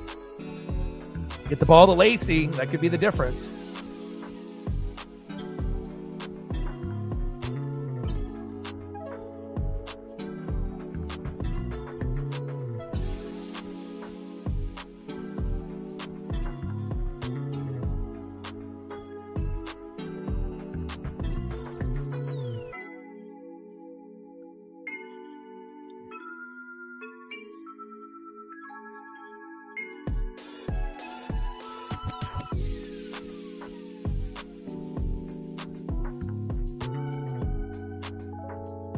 Oh, wow. And that's the reason why the Hurricanes haven't been as dominant, with Messidor going down. And that was one of the two, powerhouses on that D line with Bain. And, if you don't have him, that's a huge loss. No huddle shotgun set. Chambliss rushing to that right side for a gain of 1. 3rd and goal at the Miami 4. And they're going to have to look at Harrison Wallace III at some point here. But a key, dog in that Hurricane defense injured. And again, they haven't really looked, the same. Lots of self-inflicted wounds, very sloppy play by Miami. No huddle shotgun set. Chambliss short left, incomplete. 4th and goal at the Miami 4. So even with some injuries on the Hurricane defense, they hold the running Rebels to potentially a field goal, and that's exactly what you want if you're Mario Cristobal.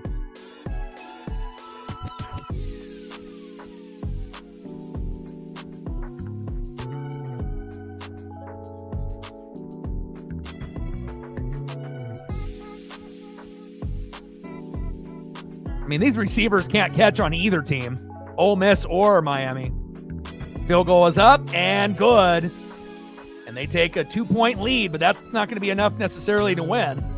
But again, we do know that Miami and the running Rebels kicker have both missed today in the second half. So, obviously if you're Miami, you want to be able to get a touchdown in the last 7 minutes. But, if it ends up being a field goal party, that could end up playing into the running Rebels' hands. They've been the better team here in the second half. Even though they only have 3 points in the third and 3 points in the fourth, they've taken the lead. And that 17 points in the first half was great for the Hurricanes, but they have 0 here in the second half.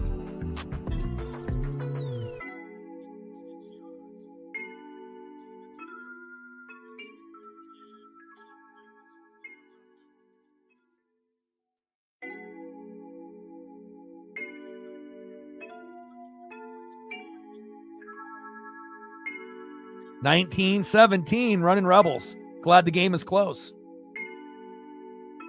Gained a couple subs since the last commercial break. 27 to go to hit 23,400.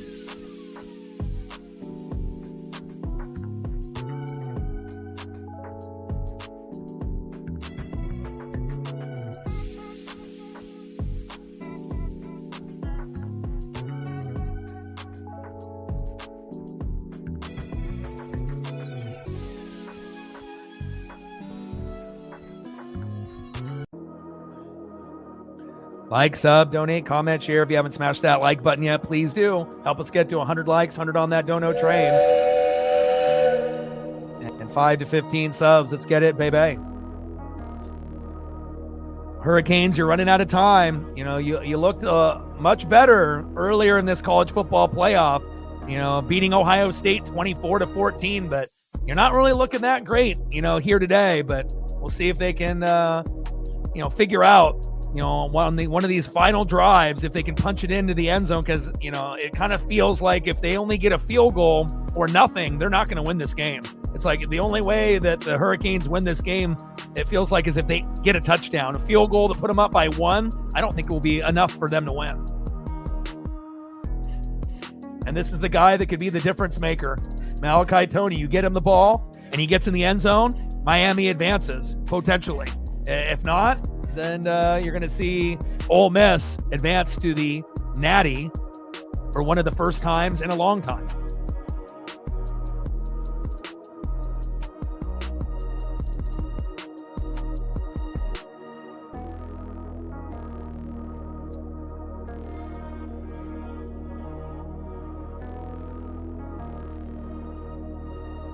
Carnero, 65-yard kickoff, turns into a touchback, and that's going to be first down and 10 for the Hurricanes at the Miami 25. All right, Miami.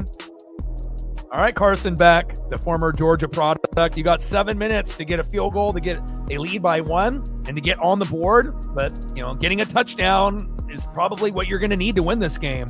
And they haven't really been able to move the football at all in this second half. It's been very, very sloppy. Injuries on the defense and also just sloppy play. Self-inflicted wounds, late hits, false starts. And, you know, if you're looking at, you know, who is the most deserving team at this point, you know, it's Ole Miss, you know, based on what they've been able to do collectively with, you know, with the time of possession being very unbalanced. But we'll see what happens.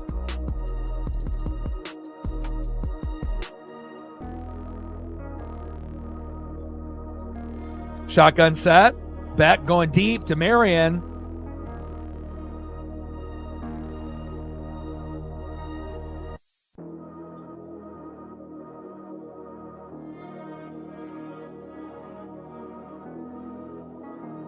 And flag comes out.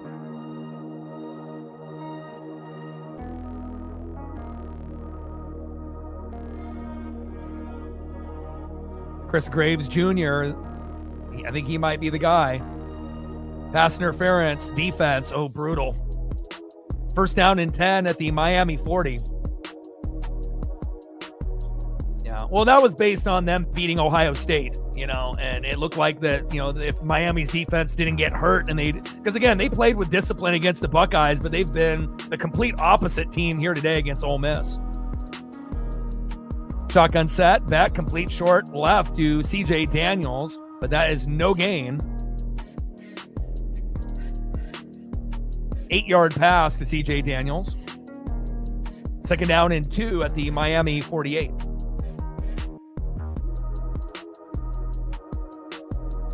I didn't know if he was going to get that yardage or not, but he did. Second down and 2 at the Miami 48. Less than 7 minutes to go. No huddle, shotgun set. Fletcher on that right side. Big first down, 17 yards. First down, Hurricanes. Move the chains. Now they're starting to get a little bit of momentum here. And I assume that the running Rebel defense is getting tired. You know, been on the field quite a long time today.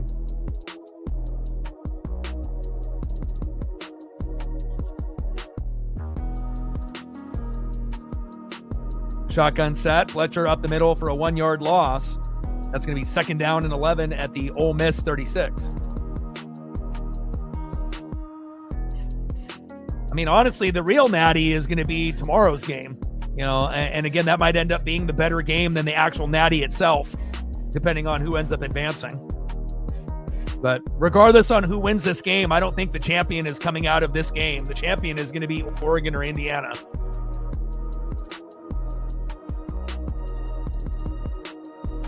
But obviously, Ole Miss and Miami, whoever wins this game is going to have a shot. But, you know, I feel that, you know, those other teams are a little bit better. No huddle, shotgun set, back, short left, Malachi Toney, I called it. Touchdown, Hurricanes. 36-yard touchdown pass. And I told you, if you're going to end up winning this game, Malachi Toney would have to be the guy. Looks like they got the message. Touchdown, Hurricanes. Wow. And again, when you watch this team, you just know. And Malachi Toney running away from 4 running Rebels. And now the extra point is up and good. But you left them quite a bit of time. 24-19 after that extra point is good. But again, like I mentioned, if the Hurricanes were going to win or have a chance, you got to get the ball to Malachi Toney. What do? 2 minutes later, they finally get him the ball. 24-19 lead. But again, you still got enough time. 5:04 left for the running Rebels. It's going to get dicey here now. And then if you're the running Rebels, Trinidad Chambliss has got to get the ball to Lacy, to run the football, to keep the defense honest. And if the running Rebels are going to win the game, they have to go to Harrison Wallace III more than likely, unless Trinidad Chambliss is able to run it in himself.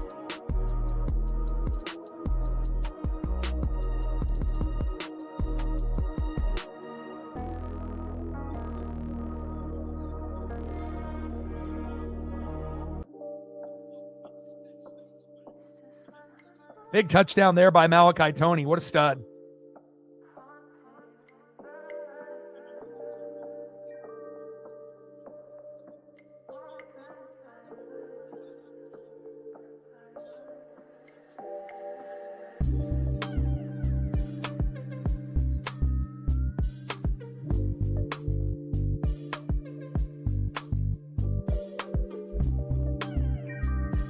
I hear my pup outside. Give me a sec here. Carter Davis with a kickoff, 65 yards, and that's going to be a touchback. First down and 10 at the Ole Miss 25.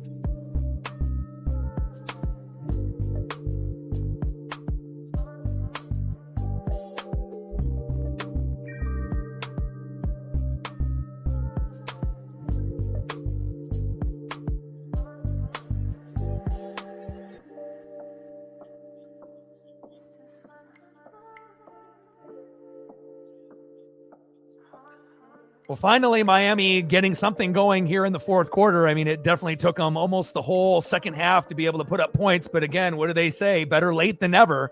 And again, it's been a very back and forth game. Miami was the better team in the first half. Ole Miss has been the better team in the second half. But again, it's really going to come down to Trinidad Chambliss. And if he can execute a 2-minute drill in 5 minutes and being able to get this team into touchdown territory, a field goal is not going to be enough. No huddle, shotgun set, Chambliss short left to Daquan Wright, 21-yard pass, beautiful start, first down, running Rebels, move the chains. See if the running Rebels can pull off the victory here against the U.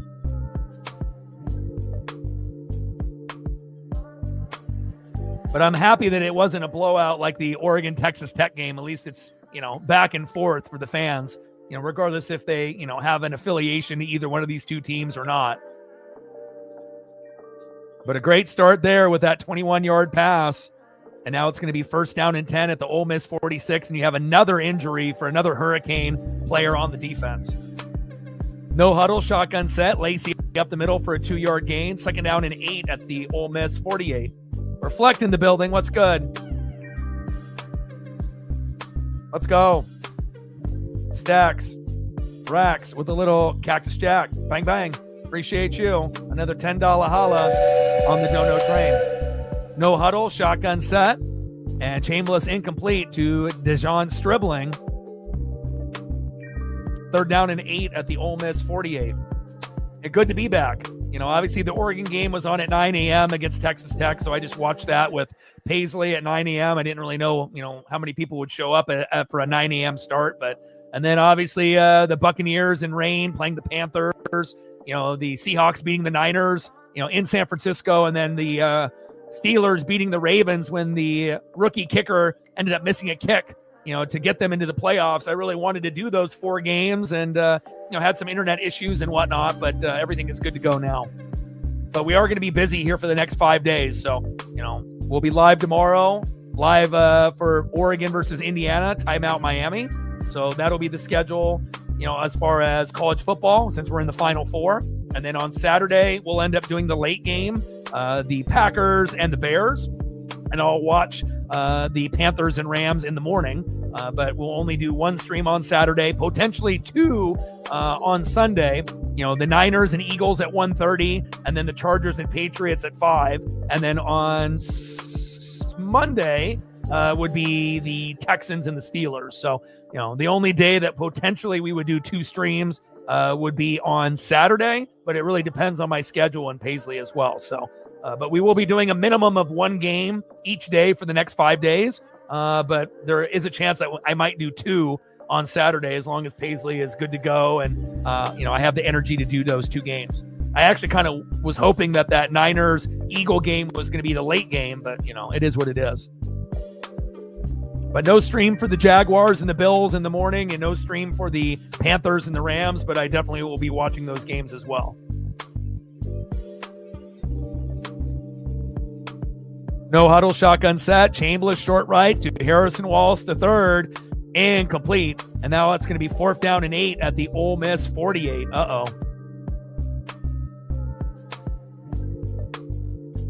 DX with a 5er. Appreciate you. Tyler Loop, the rookie. Stacks. Racks with a little Cactus Jack. Bang, bang. And a flag comes out.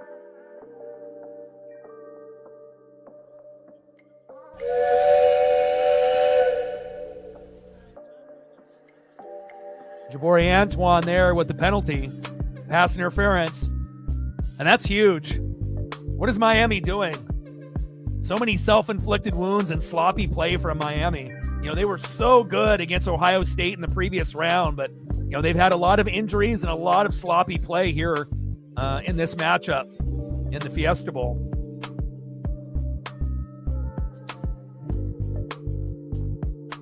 First down and 10 and a fresh set of downs here. No huddle, shotgun set. Lacy up the middle for a 2-yard gain. 2nd down and 8 at the Miami 24.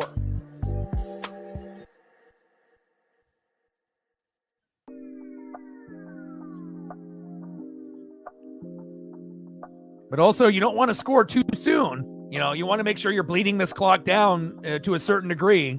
Because if you end up scoring a touchdown with the running Rebels and then you go up 26-24, we do know that Miami's kicker has missed a field goal in the second half, like the running Rebels kicker as well. But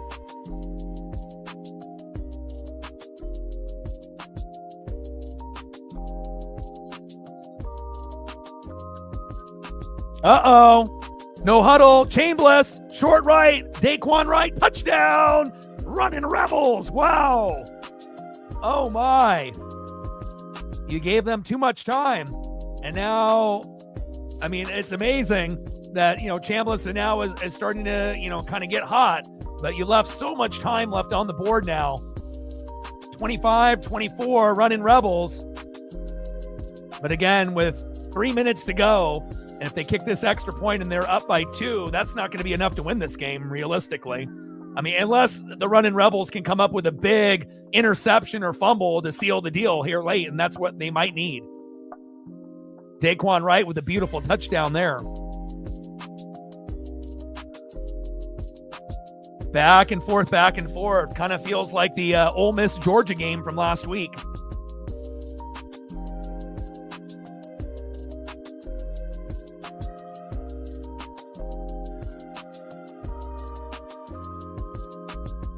Ole Miss going for the 2-point conversion.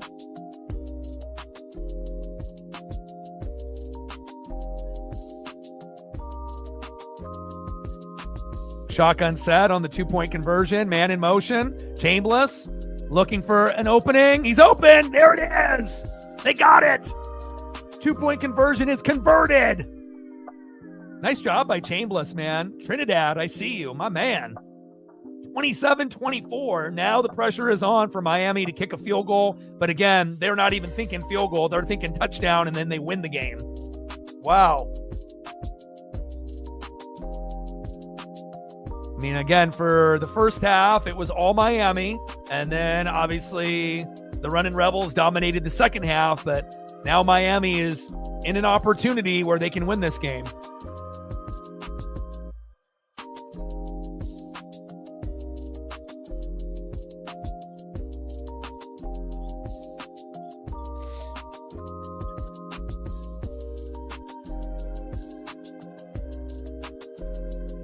And again, with the injuries to the Hurricanes D-line, there's a reason why now you're starting to see the running Rebel offense start to get, locked and loaded. And again, if the injuries, didn't happen, maybe more sack lunches would be happening for the Hurricanes.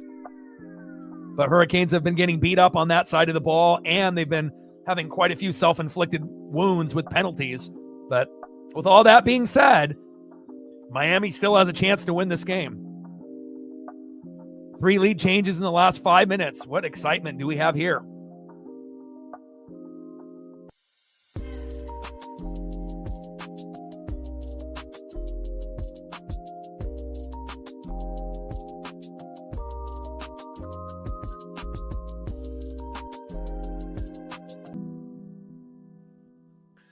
All right, let's go, baby. First down and 10 for Carson Beck. 3 wide receiver set. If they're going to win the game, they got to get the ball to Malachi Toney again. He's the guy. Beck going deep. And incomplete.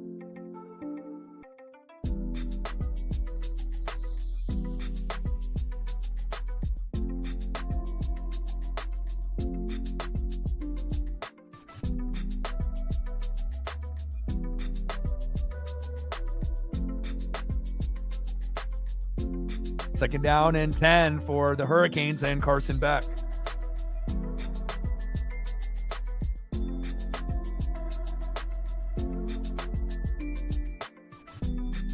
Kind of feels like the running Rebels need a defensive stop, a fumble or a pick. But I'm not sure if they're going to get it. Keelan Marion caught there towards the sideline, close to the first down marker.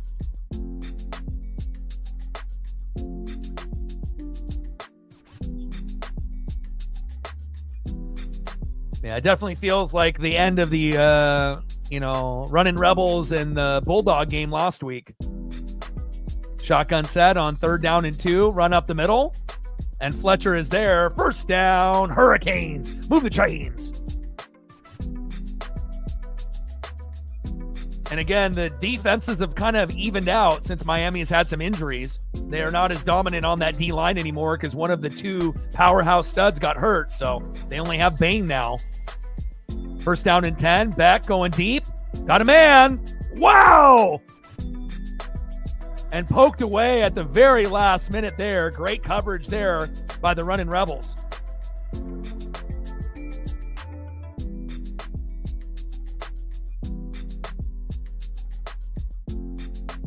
Good job by Williams not giving up on the play.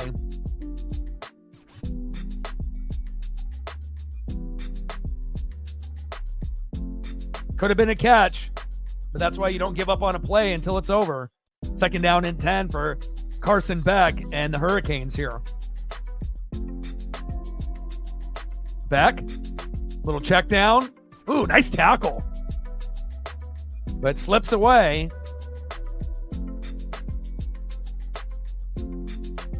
3rd and 8. And now it's the 2-minute warning.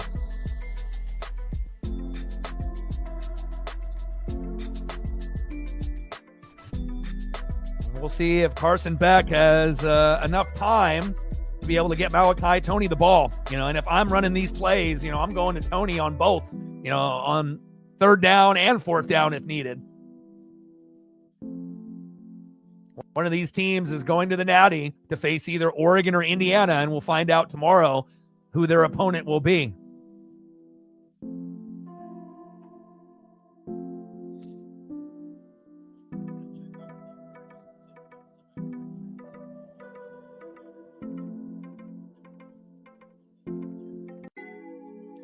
Like, sub, donate, comment, share. If you haven't smashed that like button yet, please do.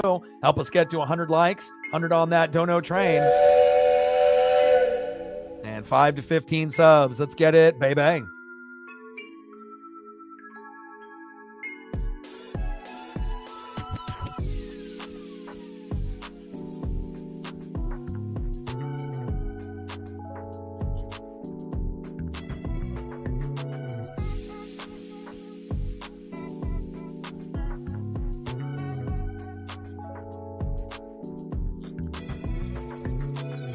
So Oregon and Indiana tomorrow, and then Green Bay and Chicago in a snow game on Saturday night on stream here. And then I'll try to push and do the Niners and Eagles at 1:30 and the Chargers in New England. But if we end up only doing one game, we'll probably do the late game just because that'll be a better chance for people to, have the free time. And then obviously doing the Texans and the Steelers on Monday. So I'm glad that they have pushed the playoffs into Monday, which is something that they didn't really do in the past. So I'm definitely looking forward to grinding it out here for the next 5 days. And, that Niner-Eagle game is intriguing. I assume that the Eagles are going to win that game, especially how they played against Seattle in the season finale at home. Again, Christian McCaffrey always could end up, showing up and showing out. But again, I assume Philadelphia will have enough to advance. But again, that's why we end up watching these games, because you just never know.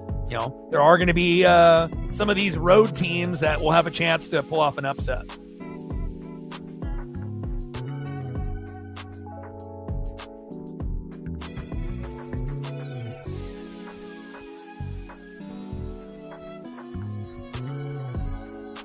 (27-24) Running Rebels.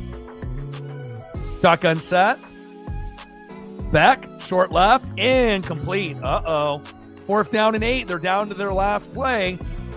And we'll find out if Carson Beck can end up getting a first down here. Otherwise, the Running Rebels are going to be in the natty. And again, it was a tale of two halves. Shotgun set. Beck going deep. Going to Marion. Uh-oh, there's a penalty. Uh-oh. Automatic first down. Unbelievable. Jalen Braxton, the corner for the Running Rebels, the guilty party. And just when it felt like maybe the Running Rebels were going to, find a way to get themselves to the natty, a self-inflicted wound. Oh, my. Face mask by Braxton at the worst possible time. Oh, my. 15-yard penalty, now 1st down and 10 at the Ole Miss 46. But remember, both kickers by the Hurricanes and the Running Rebels have missed field goals in the second half. Shotgun set, Beck, short right to C.J. Daniels, one of his favorite targets here in the second half. 4-yard pass, 2nd down and 6 at the Ole Miss 42. A lot of sloppy play in this game, especially in the second half. You expect a little bit more out of both these teams, with a trip to the natty on the line, but less than 2 minutes to go. Miami down by 3, but they're getting closer and closer to field goal range, but that's not going to be enough. They're looking for a touchdown, and that might be the thing that they can get to win this. Shotgun set. Uh-oh, he's open. He's open. And complete to Malachi Toney. He's ridiculous. Malachi Toney is ridiculous. And again, like I mentioned, they need to get him the ball if they're going to win this game. He ended up getting the touchdown 2 minutes after I said it. And look at this catch by Malachi Toney. One-handed. Are you fucking kidding me? Oh, my God. They're going to review this, I would assume, to see if he actually, had the tip of the toe in. But what an effort by Malachi Toney. No relation to Kadarius Toney. Obviously, the foot overall is out of bounds, but did the front part of the toe tap first.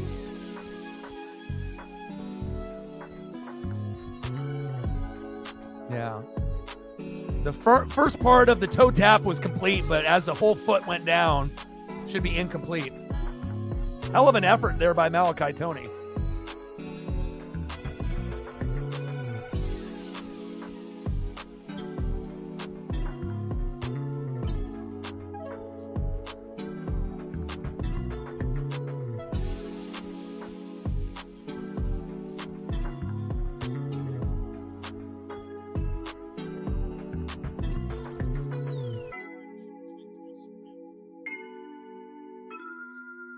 I mean, it's been a very sloppy game, and again, the Running Rebels got back into this game based off injuries to the Hurricanes, as well as self-inflicted wounds and undisciplined football players, hitting late, targeting, false starts.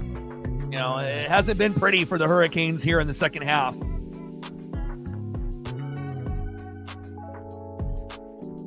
All right, 3rd down and 6 at the Ole Miss 42. Getting ahead of yourself. No huddle, shotgun set, back, short right. CJ Daniels is there. First down, Hurricanes. Move the chains. First down and 10 at the Ole Miss 35.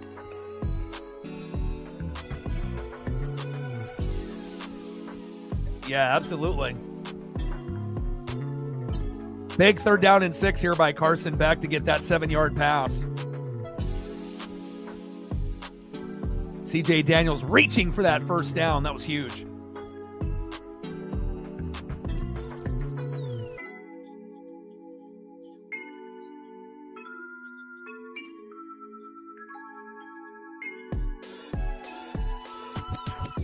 I haven't watched the news today since I've been, covering this game, but, a shooting, in downtown Portland is not uncommon, just like any other major city across the nation. So, but I have not heard about it today or if it happened last night. But I didn't watch the news late last night, and I haven't watched any news today. So, but I imagine it'll, if it was a big one, I imagine it will be on my social media feed at some point. No huddle, shotgun set. Carson Beck going short right and complete. Third down and 10 at the Running Rebel 35 with about a minute to go.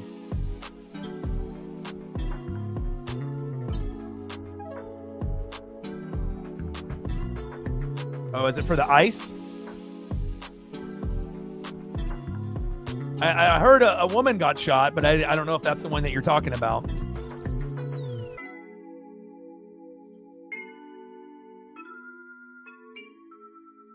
(27-24) Running Rebels hanging on by a 3-point lead. Miami getting down to the nitty-gritty here with a minute to go.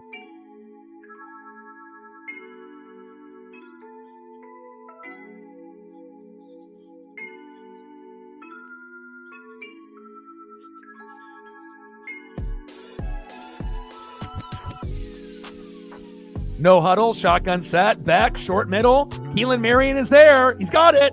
Boom! First down, Hurricanes. 17-yard pass by Beck to Marion, and now they are cooking. First and 10 at the Running Rebel 18. So now they're in field goal range, but they're not thinking field goal. They're thinking touchdown, and they win this game 31-27. No huddle, shotgun set, Beck rushing up the middle, and that's a 1-yard loss. Second down and 11 at the Running Rebel 19.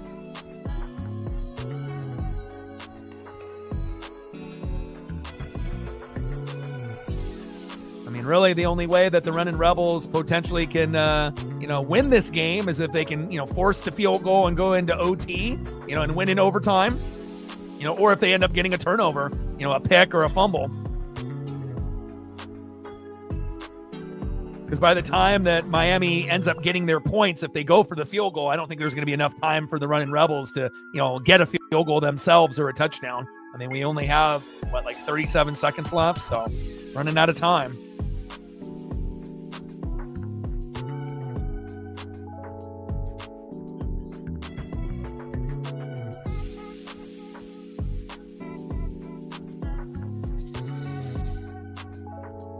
If you go for the win and you get the ball to Malachi Toney, that could be the game winner. Again, if I'm the OC and Marion has been very, very good as well, CJ Daniels, they have options. But if you really want the guy to, win the game for you and to get you to the natty, it's Beck to Toney. Malachi Toney has been the dude. And if you get him the ball, that would be the difference. Now, if they don't get the ball to Toney, then, again, we may have overtime or a Running Rebel victory, depending on what happens. But we'll see what we get here. But Marion has been very good here late. Shotgun set, Beck, going to Marion. He got it. Nice 11-yard pass. First down, Miami. And they are in striking distance to get this victory here. What a play by Beck with the pump fake. And again, one-on-one, they have no answer for Marion or Toney. First and goal. Uh-oh. Running Rebels, your luck might run out here.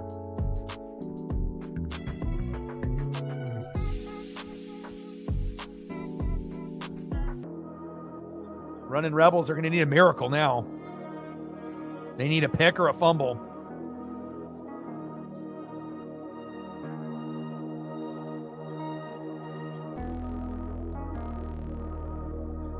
And it was great, for the running Rebels to get their touchdown and whatnot, but it kind of felt like they scored a little bit too quickly. But again, in this part of the game, when you got like 5 minutes to go, you're just trying to, score, just like how we had the back and forth game with Georgia and the running Rebels last week. But you felt like you just kind of gave Miami too much time there when they scored. I mean, great effort, by scoring the touchdown and getting the 2-point conversion, but no huddle, shotgun set. Jamar Brown rushing up the middle for a 5-yard gain. 2nd and goal at the Ole Miss running Rebel 3. Uh-oh. This one feels like the Hurricanes are going to advance to the Natty here momentarily, unless a miracle from the football gods wants to favor the running Rebels with a mistake by Miami. But it kind of feels like we're moments away from the Hurricanes scoring a touchdown.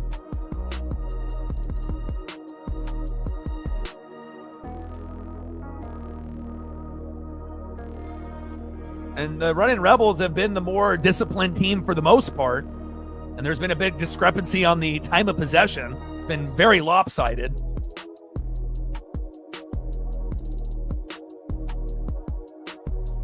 "23 seconds left here. Miami down by 3, but they're not thinking field goal. They're thinking touchdown, going to the Natty, and playing against Oregon or Indiana. The winner will obviously be decided tomorrow."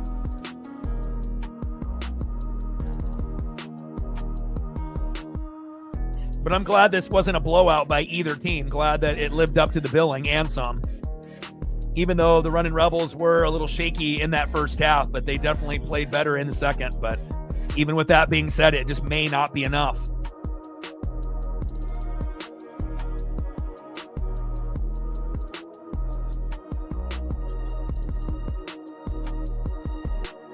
Beck rushing to that left side. Touchdown, Hurricanes. Uh-oh. This one might be over. 30-27, extra point on the way. And you got 18 seconds left. I mean, I guess if you go deep and you can get a PI call to kind of put you at the 40 or 50-yard line, you might have a shot. But realistically, this one is over. What a great job by Beck. And where the hell is the defense for the running Rebels on that last play? Extra point is up and good. And the Hurricanes, even with undisciplined play in the second half and some injuries, now they're up by 4 with 18 seconds to go. Chief O'Chief in the building. What's good? And honestly, if you're looking about ratings, you're going to get better ratings, if it ends up being Miami in the Natty. And again, it might be, a home game for Miami as well, since the Natty is in Florida. So, again, if Ole Miss makes the Natty, how many people are really going to be interested in watching them? Let's be real. If it's Indiana Ole Miss or Oregon Ole Miss, the Big Ten wins. But with Miami being in it, based on their defense and what they have available, Miami would have a shot against Indiana or Oregon to a certain degree, you would think. But I still feel the champion is going to come out of the Big Ten this year, whether it be Oregon or Indiana. Not to say that these two teams have not earned their way, to this point in the Final Four and the Natty, but a great performance by the Hurricanes here late. And the lack of pressure by the running Rebels is going to cost them.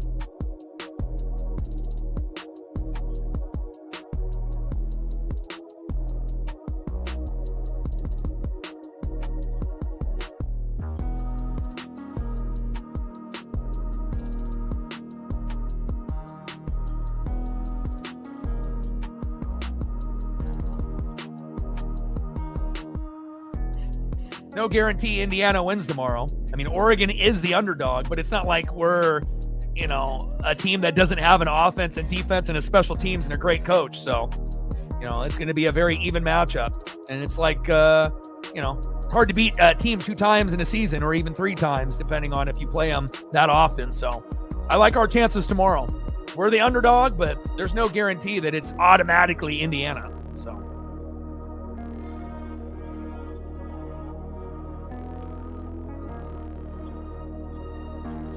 No one cares about what they did to Alabama.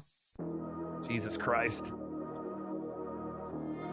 Man, some people.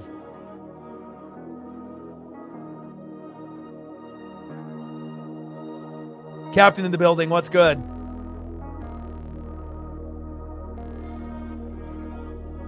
Yeah, and again, if you want to talk about what Indiana did to Alabama, what about Oregon shutting out Texas Tech and putting a 0 on them? People are forgetting, how good Oregon did on the first of the year when a lot of people were sleeping, and not watching the game. We're the only team to shut out a team at 0. Did people forget already? Apparently so. Shotgun set, Chambliss, and nice catch there.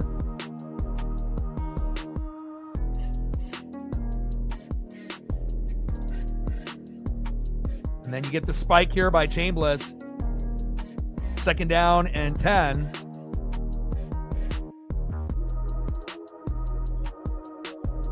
$17-yard pass there. Shotgun set by Chambliss to Stribling. 1st down and 10 at the Miami 35.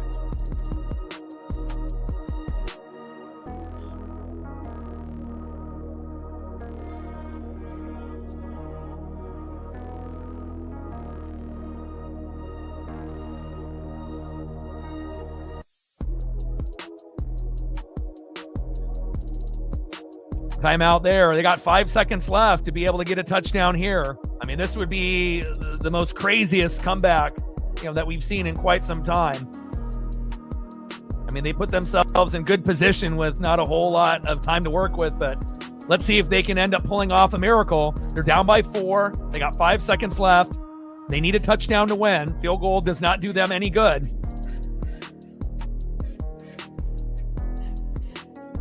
I appreciate it. The Buccaneers, didn't make the playoffs.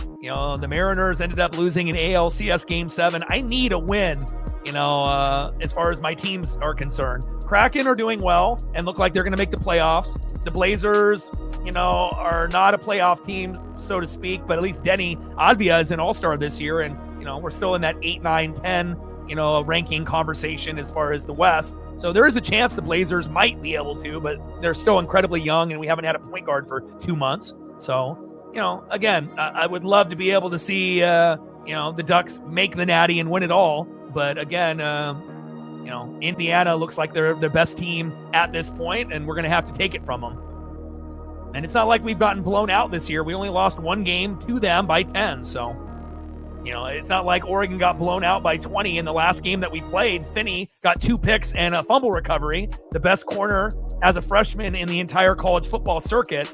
And again, we're going to need to, play better on the O-line and the defense overall. But, it's going to be a war and it's going to be a battle. And again, Indiana is going to be favored by, 90% of the country. That's fine.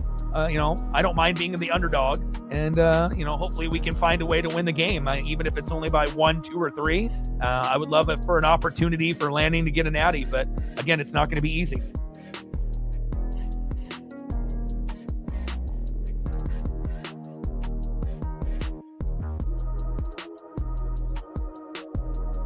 Okay, Baisley, I'm almost done.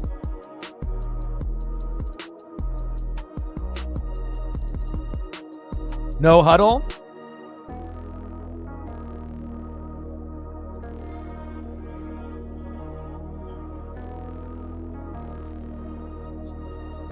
It's okay, Paisley. Dad's almost done.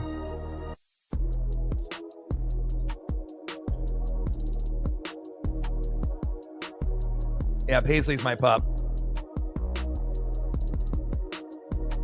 Shotgun set.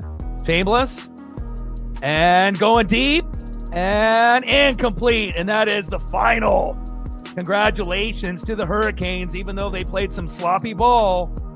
No penalty flags come out late. And Carson Beck and the Miami Hurricanes are victorious. They are going to the Natty. Mario Cristobal, the former Oregon coach, getting his team to the Natty. Unbelievable. And again, the college football playoff, the format was a little skewed. It felt like, yeah, Paisley, I see you. Hold on one sec. I got to let her out.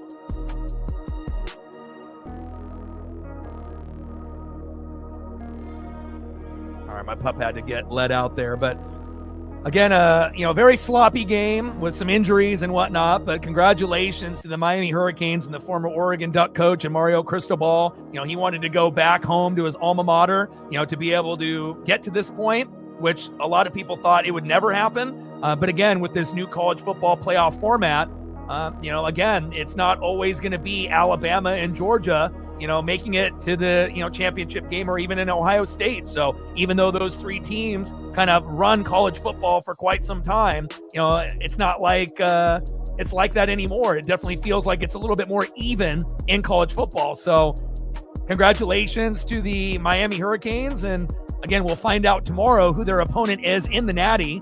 And again, it's essentially going to be a home game for Miami, which is not ideal for Indiana or Oregon, but it's not like those two teams can't play really well on the road. So tomorrow's matchup will be number 5 Oregon versus number 1 Indiana. I will be here calling the game and praying to the sports gods that we can find a way to get revenge on the team that beat us in Autzen for our only loss by 10. We only lost 30-20, but again, if we are going to win the game and have Dante Moore outperform Fernando Mendoza, that O-line and D-line have to play much, much better than that first time around.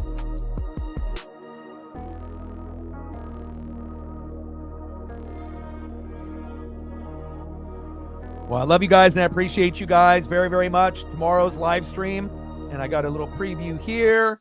We'll be right there, baby, where we got the Oregon Ducks and the Indiana Hoosiers. Thumbnail was already made in advance, so I can spend a little bit more time with my pup tomorrow, and this will be the live stream for tomorrow. So love you guys, and I appreciate you guys very much. Final score, Miami Hurricanes 31, Ole Miss Running Rebels 27, and the Miami Hurricanes advance to the Natty. Love you guys, and I appreciate you guys very, very much. Shout out to DX, Jolly, Megan, Reflect, and DX. Love you guys, and I appreciate you guys very much. And I got one question for you. Who talk sports like us? Your boy Ryan, Northwest Sports Fanatics, and I'm out. Okay.